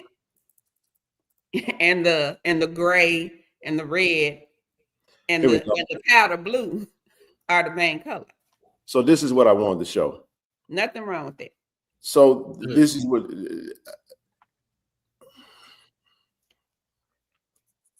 because the blue is still the primary color. I'm saying this is what you want. You want this to be home. Away. This to be home and the white to be away. However they want to put it on, as long as the main colors are blue and white. The gray, the red. So what I said was your thought process is you don't want alternates. They can figure out how to. They can mix and match however they want to. No. When I say alternate, you don't like alternate colored uniforms. No, you don't want black. As a whole, gray. No, you don't want color rush red. You just want navy, white numbers, red uniform, red. And WC Gordon or what's the one we do for basketball? Something special like that. Then pick out whatever we already got hanging up that's in another color for that one thing. But it's not like we got 10, 12 games at home to be wearing 2, 3. We got 5 games. If you don't wear 2 different colors, then you. How does it? He said, how does uniforms play into recruiting the current athlete? It plays into it because some players like varieties. There are some players that go to certain schools. Believe it or not, it may sound shallow, but there are some players that want to go to not only now. It's not just about the uniforms. It's about the program. It's about the prestige. It's about NIL. It's about playing time. It's about relationships. But it may also be, man, I get to go play. And some players don't like they don't feel like they can have no swag at Alabama like that. Because Alabama, you get 1 pair of pants and you get 2 tops, 1 helmet. That's Alabama football. It ain't changing. You have people. This is what I'm saying. You have people that are sneakerheads that buy the same damn shoe. I'm one of them, and have them in various different colors. It's the same shoe, Tiffany, but it's a different color rush. It's a part of it. Everybody is different when it comes to that. I'm not trying to impose my thoughts on it. I'm just giving my belief. I understand what they were trying to do, and I know that people were in an uproar. I always say, well, what was all this fuss and fighting when we initially rolled out the uniform, the red uniform? We conceded that because that was something we had never seen, and we saw how the players gravitated towards it. I don't think people necessarily conceded. I just think that the voices, nobody cared to listen because people were in an uproar. But it's just like with current situations. People are in an uproar, but is anybody speaking about it? Said Deion didn't wear different uniforms in Colorado. That's not true. Deion went to Colorado, and I know most people didn't pay attention to that, but he absolutely went to Colorado and changed those uniforms. There was various different looks. It was they added a gray uniform. He had a different color, black with gold. Had a black with white. Had a white with black. I bet they didn't walk out there in a red or a blue one. Because no, it wasn't in it. And that's what I'm saying. They went out there in the gold. Design our uniform. No. What I'm saying is changing. According to the style guy for Colorado, he did the same thing. He didn't have a gold. They are black, white, and gold. Mm-hmm. He had a black. He had a white. He had a gold. He had a gray. He did all the colors. Now I'm not gonna can't say that he didn't do it. He did. But even that gray, it was light, and it still kind of meshed with being semi-white. That the execution is not the debate. The debate is what he did was he took the colors. And he did what he did within the colors. He basically said, you got to keep in mind that coach that you don't want to, he played for the Falcons. The Falcons had a black uniform. They had a white uniform. They had gray pants, black pants, white pants, and they had a red uniform. They had a red helmet. So the dude was extra. And nothing wrong with being extra. Hey, let me say this. Go ahead, TD, jump in. Let me add this in real quick. Go ahead. We're not saying that the uniforms, one way or the other, is going to bring a particular athlete to the campus, whatever school it is. But when you're dealing with young people, certain things grab their attention. I'm looking at this comment that this comment right here, and that's how a lot of younger people think when they say fire, and they already kind of teetering toward one way or the other. In that uniform grab their attention, that may be the thing put them on the top. Now, hey, we talking about maybe 5%. I mean, I'm not saying that that's a big deal. That's a go getter that the uniform is going to do it all, but that's how some people view things by this comment that this young lady put up about how those uniforms grabbed her attention. So, but this is the thing. But put that comment back up there. You just took it down. I had a comment if I want to touch on. Dex said they never changed their colors. Okay, all right. According to this, he didn't either. But he did change for the black uniform. And it was no longer an accent. Again, you can retweak and redesign. No. I feel you. I agree with you on that. But here's what I'm saying. So this is what happened. So prior to that moment, there really was no established rule of that, right? There really was no. We've had a gray uniform before. We had a gray uniform that I think was one of my most hated uniforms in the history of Jack State football. That gray uniform had that white and navy and accented blue. I hated that uniform. I think the kids might have designed it. It was the worst uniform ever. I mean, but this is all I'm saying. This is my thought process on this. If they said, okay, we only gonna wear a navy uniform with a white number trimmed in red, this uniform right here, and we can wear on the flip side white, navy trimmed in red, I'm perfectly fine with it. Matter of fact, do me another solid. Put the block on both sides of the helmet. Yeah, I agree. I'm just telling my thought process of what because I'm just saying, tradition is tradition. If you want to establish tradition is tradition. There was a time where Jackson State fans, if we could have just got the red back with a red face mask and the red block with red accents in the uniform, we all would have been happy with that. Most of us would have been happy. There's still Right. that wouldn't have liked the red in the uniform because that's how we got there. But again, as I say, if these are our colors, if this is where we are now, I ain't talking about yesterday, I ain't talking about tomorrow, I'm talking about these are our colors. We are primary navy, white accents. This is what we working with. If that's how they want to roll with it, cool. I'm good with it. But at the end of the day, though, and I say this, and I'm pretty much slick on it, you still have to execute it the right way. True. The uniforms still have to look good. Someone asked, will Blue Bengals still support JFU if they wear a red uniform? Nobody's going to stop supporting if we wear a red uniform because we don't have a red uniform anymore. We wore it one time in the WC Gordon Classic in TC's first year, and all hell broke loose because everybody. This is what happened, Tiffany, and I'm gonna just call when Dion did it. I love that red. Hey, when Dion did it, everybody said they were talking shit, but they wasn't talking. They wasn't talking loud.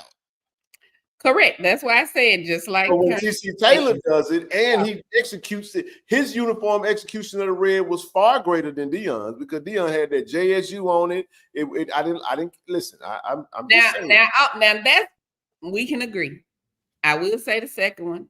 That's all I'm saying. But now all of a sudden, because it's TC Taylor, now let's put the hammer down. No, you can't wear the red uniform no more. So here we are. We just invested money. But again, like I told you, the previous coach.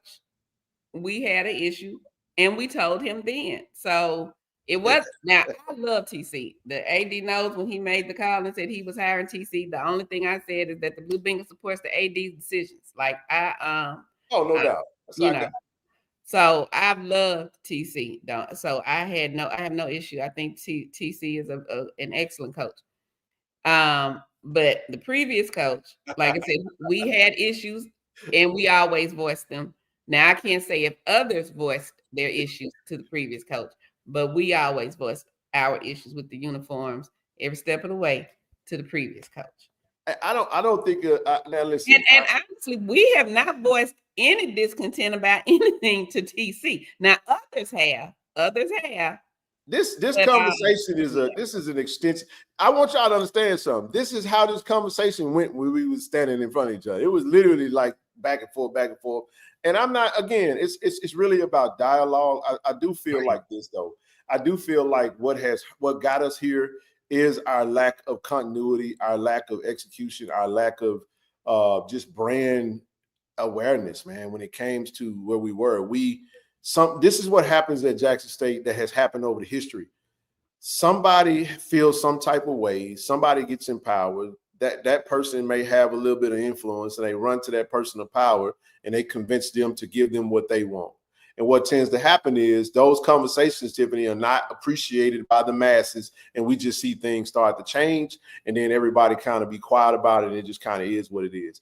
If you just go through the timeline, start at 1992, and just look at the uniforms and watch the red, just watch the red subtract itself from the uniform to the point to where we got to navy blue and white only, and we still had the worst uniforms on earth. The execution was atrocious. I'll give you a uniform that actually was pretty dope, though. The one with KC-1400 with the Jackson State going across the front. I love that uniform. The one that him and Rico and company wore. That was a great uniform. It didn't have no red in it, but we had kind of was like we started a campaign, bring back the red. And even those that weren't a part of the Jackson State family was saying, man, just don't. That ain't Jackson State. They telling us what is Jackson State and what ain't Jackson State. Because they like, bro, Jackson State, when Jackson State put that red on, like I give y'all an example. Especially with the socks. When we went, I'm gonna give you a game. 2021, Jackson State versus Southern in Baton Rouge. Jackson State goes there. That's the game that Coach Prime came in the wheelchair first game back, right? Tiffany, we wore white top, navy numbers, trimmed in red and navy triple stripe on the white uniform. We had solid navy pants. We had the navy cleats, white socks, and we had the navy helmet with the red block on it. Dope. That felt like Jackson State. I'm gonna give you another game where it felt like that's us. ULM 2021, all white uniform, white, red, and navy triple stripes. Navy helmet, red block. We don't ask for much, but we did have a little stint where we started coloring outside the lines and it got real crazy. Now we're seeing this anti-red shove this blue behind you down everybody's throat stuff. So how we gonna say the red we can't do the red and then we're gonna turn around and do the same thing with the blue? And I was just about to say that. I said, that's why now you got your powder blue, because y'all didn't know how to stop with the reds. And now they just running wild with it. It's like, well, if that accent can be do that blue, man. Accent could be a main color. I can't do that blue. Someone asked in the comments who was the previous coach. So you want to tell them who the previous coach was? They missed it. You know. They know who it is. No, I'm just saying. Listen, but Ken, those last two games that you described, those are exactly the uniform that Tiffany is talking about. I mean, and you hear the dead. You hear it. Can I tell y'all what I want? As long as it ain't red. Listen to me. TD, you see this uniform right here? Yeah. Make this uniform navy. Where the navy numbers are, make that white. Trim it in red. Give me them same triple stripes going down the side on both of them. Yeah, and like I said, that helmet. Let me tell you why I say that. Because what I just mentioned with this uniform is not this. Yeah. This is just me talking. I don't like the red thing going across the side right there. That's just me talking. I'm just talking about what my preference if I was building a uniform. I'm going to go back to the red right here. Where you see red, I want that navy. Okay? Where you see navy, I want that red. Leave the white where it's at. I want Jackson State going across the front. I want Jackson State going across the front of all my uniforms. That's just me. I do understand. I'm not a fan of any uniform saying JSU. That's not my thing. I'm okay with it saying Tigers, but I like Jackson State. That's just me. Y'all keep saying the red is fire. I'm gonna start saying the blue is cold. Then that blue is cold. Don't get me wrong. Now, here's an alternate. Even with that, let me tell you what that does. That now makes this our alternate uniforms. No, listen to me. If you are a traditionalist, Tiffany, you have to establish a stock uniform. But this was not it. Again, like I said, I'm not. You didn't hear what I said. I said, if this is what, listen to me. If the color switch, because we already have a white one, I just don't have it up here. We have a white uniform with Jackson State going across the front in navy trimmed in red. We have a navy number, and we even have it flipped. That is your stock away. That's your regular stock away uniform. That's your away uniform. Anything outside of your stock now becomes an alternate. That's the definition of alternate. We can't have multiple stock looks. You can only have one home and one away stock. That's your stock look. That's who you are. That's how you look. That's what it is. Everything else is an alternate at that point. So a lot of times, a lot of people say tradition, tradition, tradition, but they're still saying tradition, but their tradition is built on anti-whatever. That's not tradition. Or it's built on pro whatever. Like someone mentioned brand marketing. You know, brand marketing, frequent changes is going to reduce the consistency of the brand. It affects the recognition. It affects the merchandising. Because people feel like, well, if I just bought this color, now I got to buy that color. And I've heard those complaints. Well, they don't have to. No, people don't have to. Again, we have to keep in mind that we don't wear uniforms. The players do. But people still want to buy those colors every game. You know, they're like, oh. But here's how you, regardless of the matter, you still gonna have navy and white. If your stock is your stock. I'm not saying, this is what I'm trying to explain, that I understand the frustrations with the all red. All I'm saying is that you cannot, listen to me, y'all. You cannot be anti all red and be okay with an all black, be okay with an all white, be okay with an all gray. Or a baby blue. Or a baby blue. Definitely not in football. You can't. Not in any JSU sport. No.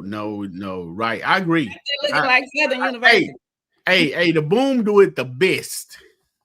But that's it. That's just yeah. I mean, I'm with it, man. Listen, if it comes down to, if we're talking about establishing a look and just saying this is our stock look, that means that our look ain't gonna change 5 years from now. We're gonna still have the same look. Well, up until 5-6 years ago, we had the same look pretty much.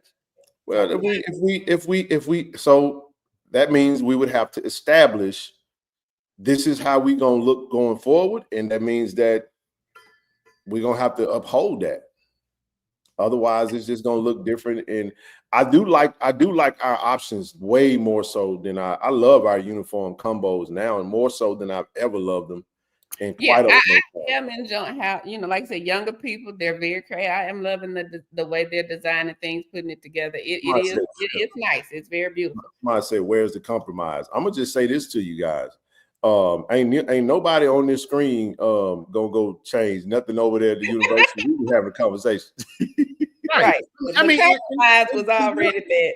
Hey, I'm just saying, the compromise is inner peace. Making peace with whatever the school decides and being willing to support regardless. All right, which is why I said at the beginning, do not come. I love now. I'm gonna tell y'all straight up. I love Miss Dom, and listen, Miss Dom, every now and again she'll give your boy a little something. TD, tell him I begged her in San Antonio. I was like, Dom, please. I say, sis, is it any way, please, I could get that red block on both sides of the helmet? And when she did it, she made sure she let me know. She was like, you happy? I was like, yes. So when we did the WC Gordon Classic, you hate the numbers, right? You don't like the numbers? I'm not gonna say hate. I'm just, for me, I like the block on both sides because that block means something. To what Tiffany is saying, that block means everything to me. I want you to see that block no matter what side you on. Hell, you got a whole jersey that got your numbers on it. I want that block on that helmet on both sides. And I want that triple stripe going down the middle because, that to me is what I like, the block on both sides, man. We never wore numbers on the side. And that's another thing that Prime changed when he got here. You had one number and it just drove me nuts. He don't like blocks on, he like numbers on one side and the logo on the other. That's not my style. If I was building uniforms, I promise y'all we would be a lot more reserved in our look. It would be very traditional and clean and very simple, because simplicity means you got one look that you can flip multiple ways. And then if you want to build on something, you build on it accordingly. That's how that works. Can I say one more thing? Mm-hmm. A very inexpensive approach, because what we're doing is expensive. We're changing too much. That's expensive. Mm-hmm. But if you got the right apparel deal, you probably don't have to worry about that anyway. Some of them other schools. But what I'm saying is if you build a look and you keep that same look, and you build on that, and that's what it is, TD, you can always kind of build on that as you go. And it just sets in the mind, this is what we look like. I saw some Penn States. We know the names of the old school programs that rock like that. Even Notre Dame. I know people want to use Notre Dame as an example, but Notre Dame has alternate uniforms. I'm sorry. They have a green uniform. They have a white. They got all kinds of different uniforms. So they do have a look that they go to, but they have alternates because they did get a little bit more modern. So if a school like Notre Dame, who is one of the most traditional universities in the country, if they can get with the alternates, surely we can. I think it just comes down to execution and not coloring too far outside the lines. I don't know if we're going to bring the red uniform back. I don't even know if that's even possible. I don't know if we're willing to do that again. But if they did, I ain't going to trip about it. I know some others that will, but I'm gonna be okay with it. But here's the problem with that, Tiffany and TD, and I'm gonna shut up. I'm the type of person that'll be pissed off if we had an all baby blue uniform. So I almost got to give up on that all red so that there is no baby blue. I do not want no baby blue uniform. That's just me. I don't want that. I hate Southern. Y'all know that. I don't want to look like them. I don't want no parts of that. And when I say by hate, I mean from a competition standpoint. I love a lot of the people that from Southern, but y'all know what I'm talking about. I'm talking about like rivals and stuff. But go ahead.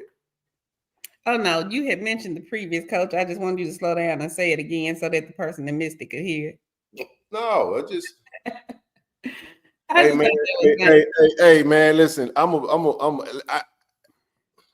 gonna turn into the Black Al Davis. All I'm gonna say is just win. I'm not gonna give my opinions. If they do it, they do it. I'm not out here trying to influence them if they don't do it. Listen, Coach Mo and them rocking uniforms. How they serious? Are they being funny with that statement? What? Oh no, they're trying to be funny. Like I'm not mentioning. We got a baby blue uniform that the men's basketball team played in, and listen, I wouldn't have done it, but they honored the boom. It ain't again. An opinion is just an opinion. I don't have no power like that, and I ain't trying to influence or change nothing. It is what it is.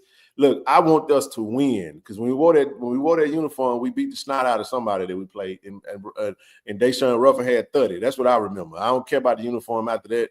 But again, I know a lot of people were frustrated. A lot of people were frustrated when they saw that look. Yeah, but even with that, in football, you want to honor the boom. They go there where it hit again, Miss Tiffany. Mm-hmm. So yeah, like I said, it says accent. I'm fine with the accent, and like Calvin does love the red. I got an idea. Red most games. I'm like Calvin is telling the truth. He does love the red. Calvin love that red. What's up, big bro? I got an idea.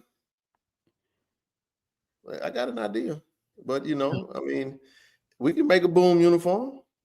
I say make it navy, white numbers, trimmed in baby blue.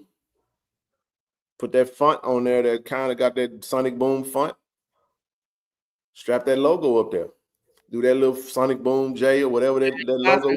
Let's just do an accent of that baby blue and move on.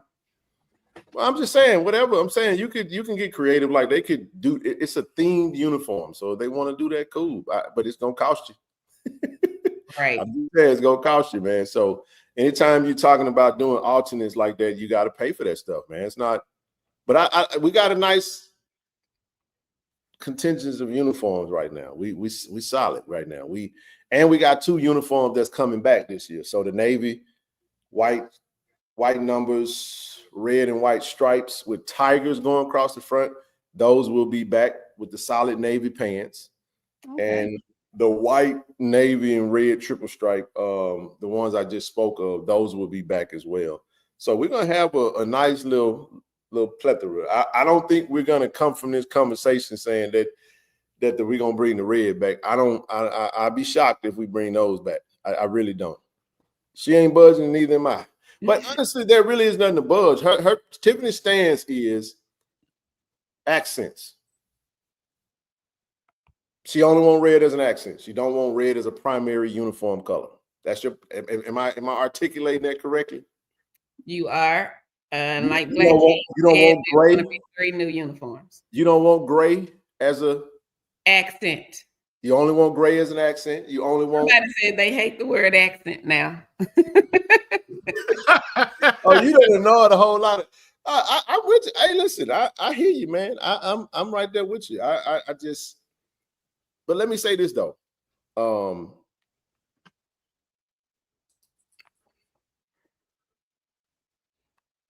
We have the red uniforms. They look good. I would love to see them come back for the WC Golden Classic this year. Why not? If we got them. Go on and wear. But like I said, I'm still. I don't know if we bring them back. I'm just saying we got them. Would you tolerate them? You won't even tolerate them for that game, Tiffany? I said I'm still gonna hate looking at it, but yeah, I could tolerate it for that one game. But like we got 5 games. One game. 5 games. If you take away more than one game to wear a different uniform, that's ridiculous. Let's just, if we're gonna do it, WC Gordon Classic is the only time to do it. That's the only time. That was the only time we were wearing them jokers anyway. No, it wasn't. No, I'm talking about under TC. Yes. Okay. I'm just saying under Coach TC. But so I'm sure everybody knows. I think the president made the decision. The previous press was like, no, we're not wearing them anymore. So we didn't wear them this past season, and we left it at that. I put up the stop sign. You probably couldn't see. That's what I was trying to say. Stop. Let's move on. I think that's what happened. No, I'm just talking about why we didn't wear them last year. It is what it is. I'm cool on it all. Please tell TC that. Please tell TC that. Well, I don't think. Let me make sure I say this. Yeah, man. Coach Taylor and the football staff, they're gonna always be in compliance with whatever the leadership of the university want. They're not gonna. That's why it was no big deal. Once they made that decision, they're like, all right, we ain't wearing them no more, and moved on. It'd be us that be talking because we want to see it, but there is no schisms or nothing like that at the university, man. It's a unified front. All is well. 80, he lets them do what they do. 80 Wells Kilbert supports the administration. All of them. They do a good job of it, man. But we got a ton of uniforms, man. We got a lot of them. So I don't know where we go from this. I noticed, some people are never going to be happy no matter what we do. That's just part of it. But so be it. Well, but we established Tiffany's now okay with one game. She's just not gonna look. She's gonna close her eyes for the WC Gordon and be right off the and she definitely good with accent. Hey, she want that accent. But now everybody don't like the accent.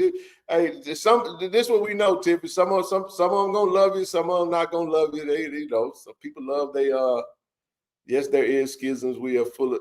Come on, Max, man. You gotta stop, bro. Man, that's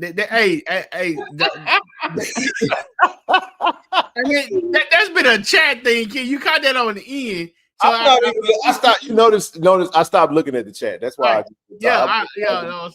I just started back looking at the chat, and soon as but I do want to say this. Thank both of you guys for the banter back and forth in you guys' opinions on the uniforms and stuff like that. Because for a person like me, who just was into football, I really not. There was some uniforms that caught my eye, but most of the time I was always concerned about the scoreboard. So listening, I'm concerned about the scoreboard too. Now, I'm saying listening. Being around you all and understanding the tradition and what isn't, what needs to be. I appreciate it because now my eyes are open more.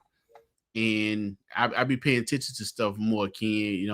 We used to talk about the uniforms and stuff all the time because I just was a football guy. So I appreciate what you guys have to say. And Miss Tiffany, you great. I mean, you made your point. We appreciate your point. Ken made his point. And be honest with you, a lot of ways both of y'all are saying the same thing. Well, we have a lot of things we agree on. I am one that I love alternates if executed properly. That's right. The caveat. At the end of the day, it's still about execution. Right. If you can have different looks and still follow a certain standard, right?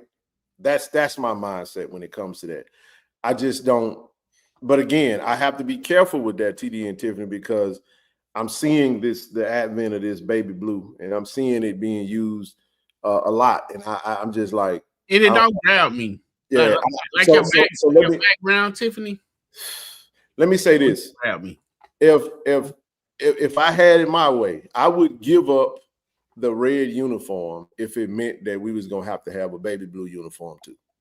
I would say, no, let's not do the red. Let's not do the baby blue. Let's just do, you're going to force me to go into the same category that Tiffany's in. Cause I don't want no, I'm not saying, anyway, that's just me. Right.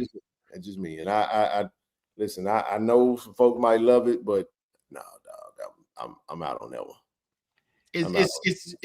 I don't want to use the word calming, but it's no excitement there with that. Well, if you go back to the story, I do challenge everyone, go back to the Tiger Talk with the 1400 Club page on YouTube and listen to that interview. Corey, drop that interview again on the story of why W.C. Gordon added the red and how that red popped with the colors. He did talk about, you go back to like Chicago Bears, when that navy and that white, you want a lighter color, like a color that's clash. Some colors clash. When you look at the color combination, it just looks boring. It looks dull. But when you put certain colors together, it looks real good. So that's part of it as well. That's why I say execution is everything. When Jackson State has their uniforms executed properly and we look like how we supposed to look, man, you can't mess with us, man. We killing it. It's just that our problem is we be all over the place sometimes because there is no continuity, there is no consistency. And I think that's more of a frustration. That's also a frustration for some of the traditionalists. It's lack of continuity, lack of consistency. There is nothing that you can really grab and say, this is who we are. So if I go to you and say, hey, who is Jackson State? What is our look, TD? Some people are going to grab this uniform. Some people are going to grab these uniforms, right? Then you have the alternate black, who some people hate, some people love it. You know what I'm saying? I think they look great. They're just not Jackson State. And, we keep talking about But the question was, who is Jackson State? Show me Jackson State. Go back before the previous coach. Any of those uniforms were Jackson State. Even when we missed the red stripe. Now we put the stripe back in, the red accent stripe, whatever you want to call it. But my biggest thing is the intergenerational connection. Like I said, if we cannot continue the way we're going and we can't hope to build community and to integrate the generations, if we're going to keep changing what's going on with each generation. There has to, like I said, to use your word, there has to be continuity. Traditions have to be sustained and handed down. And that's how you build that intergenerational connection. You teach the next generation what makes us great. You don't let the next generation change based on what they're thinking right now. They're going to come back 10 years from now and say they don't like red. It might hurt their eye color. Red might mean something different to this same group of people that love it in the next few years. So let's just pick a color, which are our colors, and stick to it and continue to build. But y'all have definitely kept me up way past my bedtime. Yeah, great conversation, man. It's all about dialogue, man. I think that's one thing that doesn't happen sometimes. I think this, it's just kind of, this is what we're doing and everybody just roll with it. There really is no real dialogue there. That's just my opinion. I could be wrong about that, but we'll see how it goes, man. But I think we got I think we're going to look good this year. I trust we got some good uniforms. Nothing is going to change. I don't think I'll be shocked if they roll out them red unis for the W.C. Gordon Classic. I'd be excited about it. But if they don't, it's like, okay, cool. We good with it. You know what I'm saying? Because we didn't wear it last year. And if they do, Tiff, we're going to take a picture beside them. I also do, but this is the thing too, though. I don't think we have to say the colors is accent of red. Like, we don't have to do all that. Just say navy, white, and red. It's a red out. It's okay to have a red out if fans want to wear red, and you can still wear your stock navy, white, red accent uniforms. You don't have to say an accent of red. That's just, it's unnecessary, in my opinion. But that's just my opinion. But Tiff, hey, you was a good sport, man. I appreciate it, man. We love the opposing opinions. If somebody else out there and they want to come up and give their thoughts on it, we can talk about it one more time. Keep in mind, we ain't, we just having dialogue, man. So nobody get their feelings hurt or feel some type of way. It's all good. But we're gonna let you get back to it. Got a couple more things I want to touch on real quick, and then we're gonna get up out of this joint. Well, I'm going to watch whatever that is on the replay. I am about to go to bed, gentlemen. Thank y'all. It's been fun. Can't believe I stayed up till 11 o'clock on school night. It's all good. It's all good. Appreciate you. Appreciate you. Thank y'all. Being President Tiffany, we appreciate you joining us. We'll be talking soon.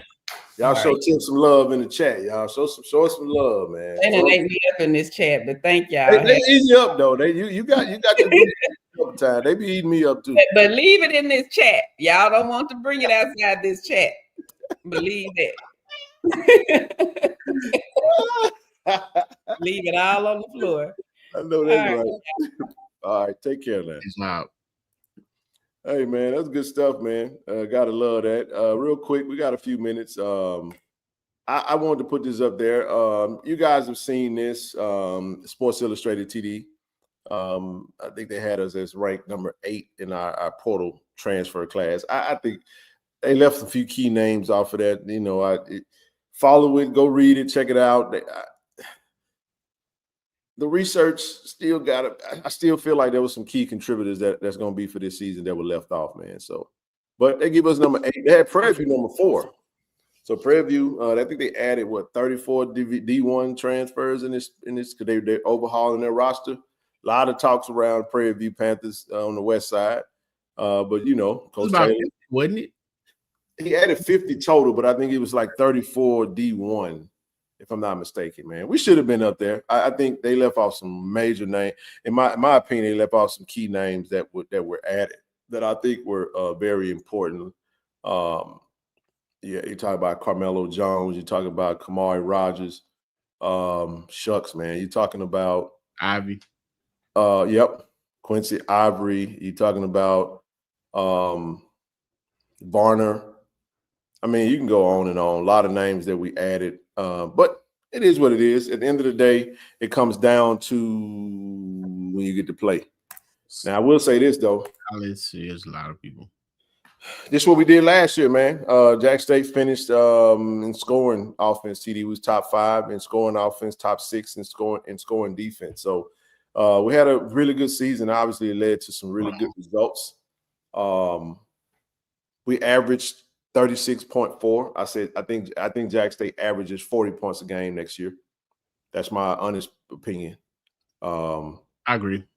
Yeah, I think we get over 40, and I think I would like to see that 17.1 go down closer to 14 a game or lower. Shout out to Alabama State, 16.7. We were right there tit for tat all season. But that was pretty much it, man. Thoughts on that? Man, Max was wilding on the boys, man. I watched that clip. Max told that man, why you come up here talking like that? Tradition must evolve or we die. Appreciate that. He said, I'm just addressing the elephant in the room. They are JSU. If the team is wearing it, we're going to let us smile. Do people get their way. Yeah, that's what's been happening, Brother Zordon. That's what's really been happening. Small group of people that have had the influence has been getting their way. But go ahead, man. We pretty much done. I'm going to let you get your thoughts in on this, and then we're going to call it a day. We will not have a live show on Friday, man. We're going to take Friday off, man. We need a break. Yes, sir. I mean, I just about to say, Ken, you know, great season. I mean, when you look at this poll, great season, great coaching, great work by the players. You know, this is superb fan support.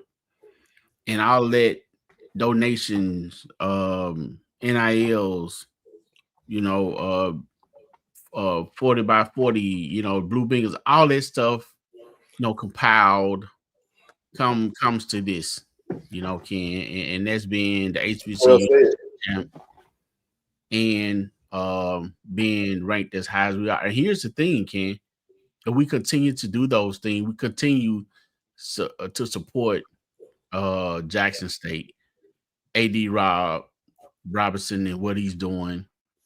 Again, congratulations to him and his, you know, for being the AD of the year. Oh yeah.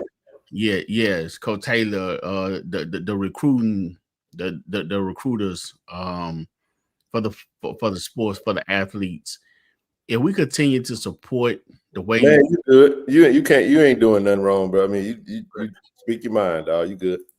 Right. If we continue to support the way we did last year, Ken, and gain momentum on that, these numbers will grow up. I mean, I'd definitely like us to get in a position, man, where we compete. To give South Dakota, North Dakota State, even, give them a run, Ken. I think we have the talent and the coaching that can do it. I do know this, TD, kind of from just some intel without going too far. From what I've gathered from AD Robinson, he wouldn't mind playing some FCS schools, more specifically in a I would say within a short radius, kind of in our proxy, right, 5 to 6 hours max. You just kind of look around and see what opportunities are out there. Southeastern Louisiana, you got Nichols, you got South Alabama's FBS, but FBS. I'm talking about the FCS schools that are in our Tennessee Tech, maybe. You know what I'm saying? They got some stuff out there. Yeah, we are playing. No, I was talking about FCS programs. We're talking about FCS only. No, you're probably not going to see us play Monmouth, Montana State, North Dakota State, South Dakota State, Eastern Washington, South Dakota. We're probably not going to ever play them type of schools because they just so far away from us. But when you look at, I wouldn't mind playing shucks, man. Give me, North Alabama again. We played them one time before. I think they were FCS or D2 or something like that. They beat us. But I think that's I wouldn't mind playing them at all, man. I like our schedule this year. We got a very competitive schedule, in my opinion. We got Tuskegee coming to town, and all of our Samford. Thank you, Irvin. I was trying to think of some other names, brother. Samford over in Birmingham. That's another Jacksonville State FBS now. I was gonna say Jacksonville State, but they moved up to FBS. I mean, if we play them, cool. Let's Central Arkansas. There you go, Lawrence. I like that. So schools of that magnitude, TD. Mm-hmm. Get some of them on the schedule. Some of those schools that go into the FCS playoffs and give you and test your program against their program. I like that. Right. And, I mean, and that's how you move up, in ranking and in recognition. And I don't even want to start that conversation, but yeah. Incarnate Word over there in San Antonio. That's a little further. That's about 9 hours out for us. But yeah, man, let's real quick, just a reminder. Listen, man, click that link if you want to join the collective. If you haven't, of course, we will be over in the ATL, man, on June the 14th. So if you're in the Atlanta area, pull up over there to Beverly, man. Come over there and rock with us. Bottles on deck. You know what I'm saying? NIL packages on deck.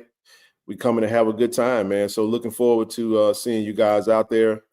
As far as this mega camp, only ordering going on that night. Only ordering, yeah. You can't buy a bottle. You can, but by that time, everybody that's coming should have already ordered because we're gonna let everybody know coming up in a week and a half, the bottles should be available. They should be on the website to go ahead and pre-order. So pull up on me. Man, Jack State coming to Coastal Carolina. You probably ain't gonna get that one, bro. It's gonna be a tough one there. Yeah, I get it, but yeah. Here go to the camp schedule. I give you kind of the breakdown, check in, on field, sign in for the quarterbacks, running backs. Nice little. It's gonna be a big mega camp coming up June the 1st. June the 1st coming up very shortly. Don't forget to sign up for the youth camp if you got youth that want to sign up. June the 18th and the 19th, 4 p.m. Go to the Go JSU Tigers website, or you can go to the social and you can sign up. Also, women. We need you to sign up for the women's camp. Get signed up.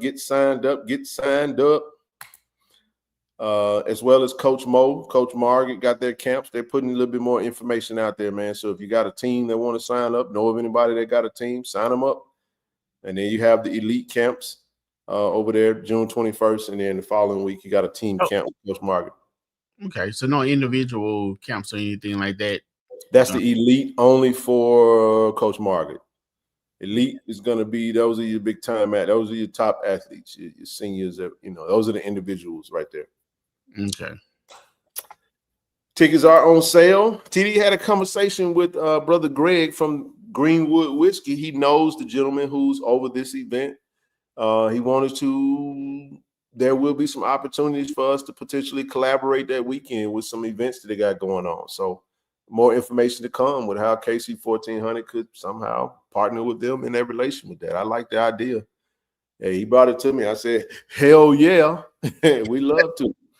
we absolutely love to. Did you let him finish speaking first? What that? No, I was before you answered. I didn't even talk. Greg texted me. He texted me, and I said, oh man, that'd be great. He's like, oh yeah. He's like, oh yeah, it's gonna happen. No, now it was through text message. Okay. It was through text man. If I was on the phone, you know what I was saying though, right? Yeah, I know what you're saying. Like, man, we was thinking we good. Yeah. Count us in. No, I just what I did was I just responded. All I told him was, yeah, man, I think that'd be great if that could happen. And his response was, it's gonna happen. I said, well, damn. I did. So I'm excited. We'll see what that looks like. Again, man, that's pretty much it. Don't forget to get your season tickets. Season tickets are still on sale. That's pretty much it, man. Again, I appreciate Tiff for coming up, man, and having the conversation, man, that we wanted to have. We'll see. We'll see how it goes. I don't know if anything changes or not. We're not even talking to try to make anything change. We're just talking about how we feel about it. But listen, if you're watching on Facebook or X, head over to YouTube, click that subscribe button, go to KC-1400 Media, subscribe to the channel. Also go to Tiger Talk TV, subscribe to the channel. We're on the road to 8,000 subscribers, man. We are excited about that. Huge shout out to our sponsors as we get ready to close out. Automasters, go to automasters06.com to inquire about any of the vehicles. Shout out to Impact Tickets for their support. Canon, Nissan of Jackson, Canon, Toyota of Vicksburg, and Shot RX. If you'd like to donate to the foundation, you can go to Friends of KC-1400 Inc. on Givelify, and you can donate for a tax-deductible donation, or you can just donate via PayPal, Friends of KC-1400 Inc. That's all I got tonight, brother. Man, we've been rolling, man. I'm kind of looking forward to this break. Don't have to try to prepare. We're going to be out Friday, y'all. So enjoy your Friday nights. Be safe. If you're working out, continue to push yourself. Keep going. I was having a little fun today. I be posting on them stories, man. I like CT Fletcher said, I looked at my muscles and said, I command you to grow. You under me. You listen to me, goddammit. Hey. If anybody knows CT Fletcher, man, I love CT Fletcher, man. Hey, Ken, I'm gonna tell you something, man. I'm definitely I'm feeling the season coming on, to be honest. I know we just getting ready to get into summer, but what I'm saying is every time I look up, man, it's like when we say time flies and time is flying, bro. It is. And then when you start having events and stuff playing, those times come and they go a little faster. With that being said, season tickets will go on sale July 31st. Yep. So make sure you get your season ticket. I think I know that Coach Taylor's and the Tigers over there on 1400 are really gearing up for a great season. A lot of expectations. Not only, from them, from the fans, but, even media outlets are, grabbing content and have high expectations. So, I mean, you see the rankings on the polls right now being number 5 on offense and defense. So, you just think that's going to get even better, Ken. So don't forget to get your tickets and support whatever way you can. Whatever your heart desire to support Jackson State, as long as you supporting whether definitely friends. I mean, the KC 1400 Media Collective or Buy 40 or Blue Bengals, whatever. Just donate. Just support the school. I mean, we going through a lot. We go through a lot, and we have to stand together. Absolutely, brother. Hey, one more thing I want to say before I close out tonight. Just want to send my prayers and condolences to our brother, the 85 Tiger Show, my brother Christian. He lost his mother today. Oh, really? Yeah. Put it in one of the chats and just kind of, but I definitely want to just pray for him and his family, man. Just send our condolences to him, man. We were talking, and look, man, we're a family, bro. So I don't know, if you, hopefully I'm not stepping out of line, but that just, it rocked me to my core, man, because we were talking, because he reached out to me to ask if I had any family if I knew anyone that was at St. Dominic. And I was like, nah. I said, what's going on? Told me that his mom was having some complications with some stuff or whatever. And he was rounding up his family to get from the East Coast to home. And he kept giving me updates and man, TD, I was getting ready to prepare for the show tonight. And I got on Instagram and I saw the inbox, man. He was just like, man, my mom's gone. I was like, fuck, bro. Like, damn, she has, shook back. And the young age of 61, man, she's just a true blue Tiger. Love Jack State, love the Boom. Your heart just aches for anyone that loses a loved one, let alone a parent, bro. So we're gonna wrap our arms around our good brother. And when I say this, and I mean this, if you need us in any way, shape, form, or fashion, bro, we will absolutely be there for sure. So great show, but I did want to part with that and just publicly say, man, we're praying for the Bernardo family, man. Love you, bro. You speak with both of us on that, man, because we had a chance to meet the brother, man. He's always been a supporter of the show. Yeah, great brother. Yeah, great brother, man. We praying for you. And again, being locally here, being anything that you need, just definitely give us a call. Reach out to Ken, myself, and KC Dub, man. That's what we do. Yep.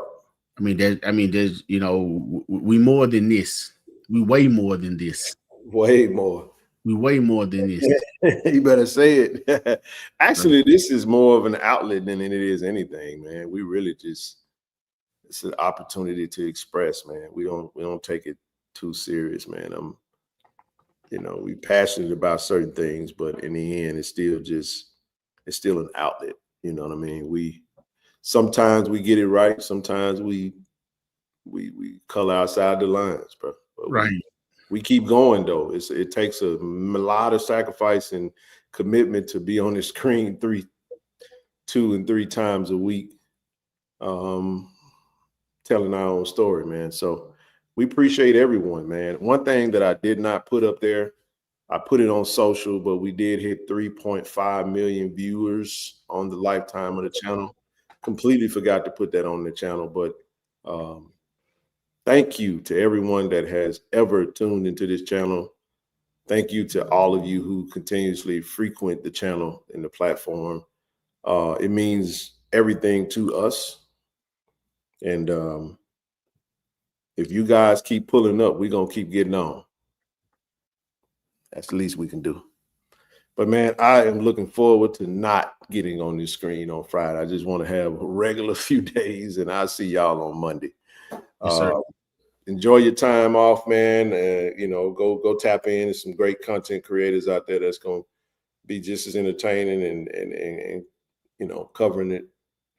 And we'll go from there, man. So don't forget the baseball game tomorrow. Baseball game, 9 a.m. versus Texas Southern. D. Lawrence story. D. Lawrence, what's happening, bro? But that's it, man. Appreciate everybody. Thank you, guys. I love. Go Tigers. All right, peace out, everybody. Great day to be a Tiger. JSU by 40 campaign. Coach Taylor, I was just thinking, I was sitting in my office and we were talking about Jackson State athletics, the tradition of Jackson State. You played here. What if 50,000 alums gave $40 a month for 12 months? Man, that would be huge. That's money in the bank for athletic program. Let's do this, Coach. I'm challenging all 50,000 alumni of Jackson State University, supporters, fans. Let's give $40 a month to JSU by 40 campaign. 12 months, 12 million. September to August, let's win championships in the classroom. Let's support Jackson State University. Let's support athletics. And let's make sure our coaches and our student athletes are successful. So again, Coach Taylor and I are challenging you, all 50,000 alums, $40 a month for 12 months to support Jackson State athletics. Go Tigers. Go Tigers. Support the JSU by 40 campaign. Visit gojsutigers.com/JSU by 40. ShotRx is bringing healthcare to you. With our mobile health team, we can come to your school, church, or business to take care of you. We offer childhood immunizations, COVID and flu vaccinations, physicals, and much more. Don't put your health off. Welcome to Care and Compassion. Welcome to ShotRx. Hello, I'm Kevin Dent, Jackson State University, safety, Canton, Ohio. Today I'm being inducted to the Black College Hall of Fame. I want to give a shout out to KC-1400 Media Group for giving me this platform to introduce me to this stage. I'd like to thank them, thank Jackson State and Jackson State family. Go Tigers. AD has approved KC-1400 Collective. Everybody want to hear me say that? This is what it's all about. They're around, they are supporting. The money is going directly to our student athletes. They're signing deals, they have contracts. Let's do it. I mean, without this collective, we won't be successful. We won't be able to sustain our student athletes. I mean, 1400 Collective have done a really, really good job of keeping a lot of our athletes here. You know, if you saw them sign a lot of our athletes, but we got to do our part. So I know after today, we're going to click that 1400 Collective. We're going to give one of those tiers, and we're going to make sure that we give to this collective so we can continue to give to our student athletes and support them and give them what I need. And I want to thank you all, Ken, TD, D-Core C, T-Dub. Yeah, T-Dub, everyone that created and helped create it. I know I'm missing some names. Hey, this True Thompson. True, you got to get a word for Tiger Nation, man. I love y'all. Tiger Nation. D I love. Go Tigers, baby. Appreciate you.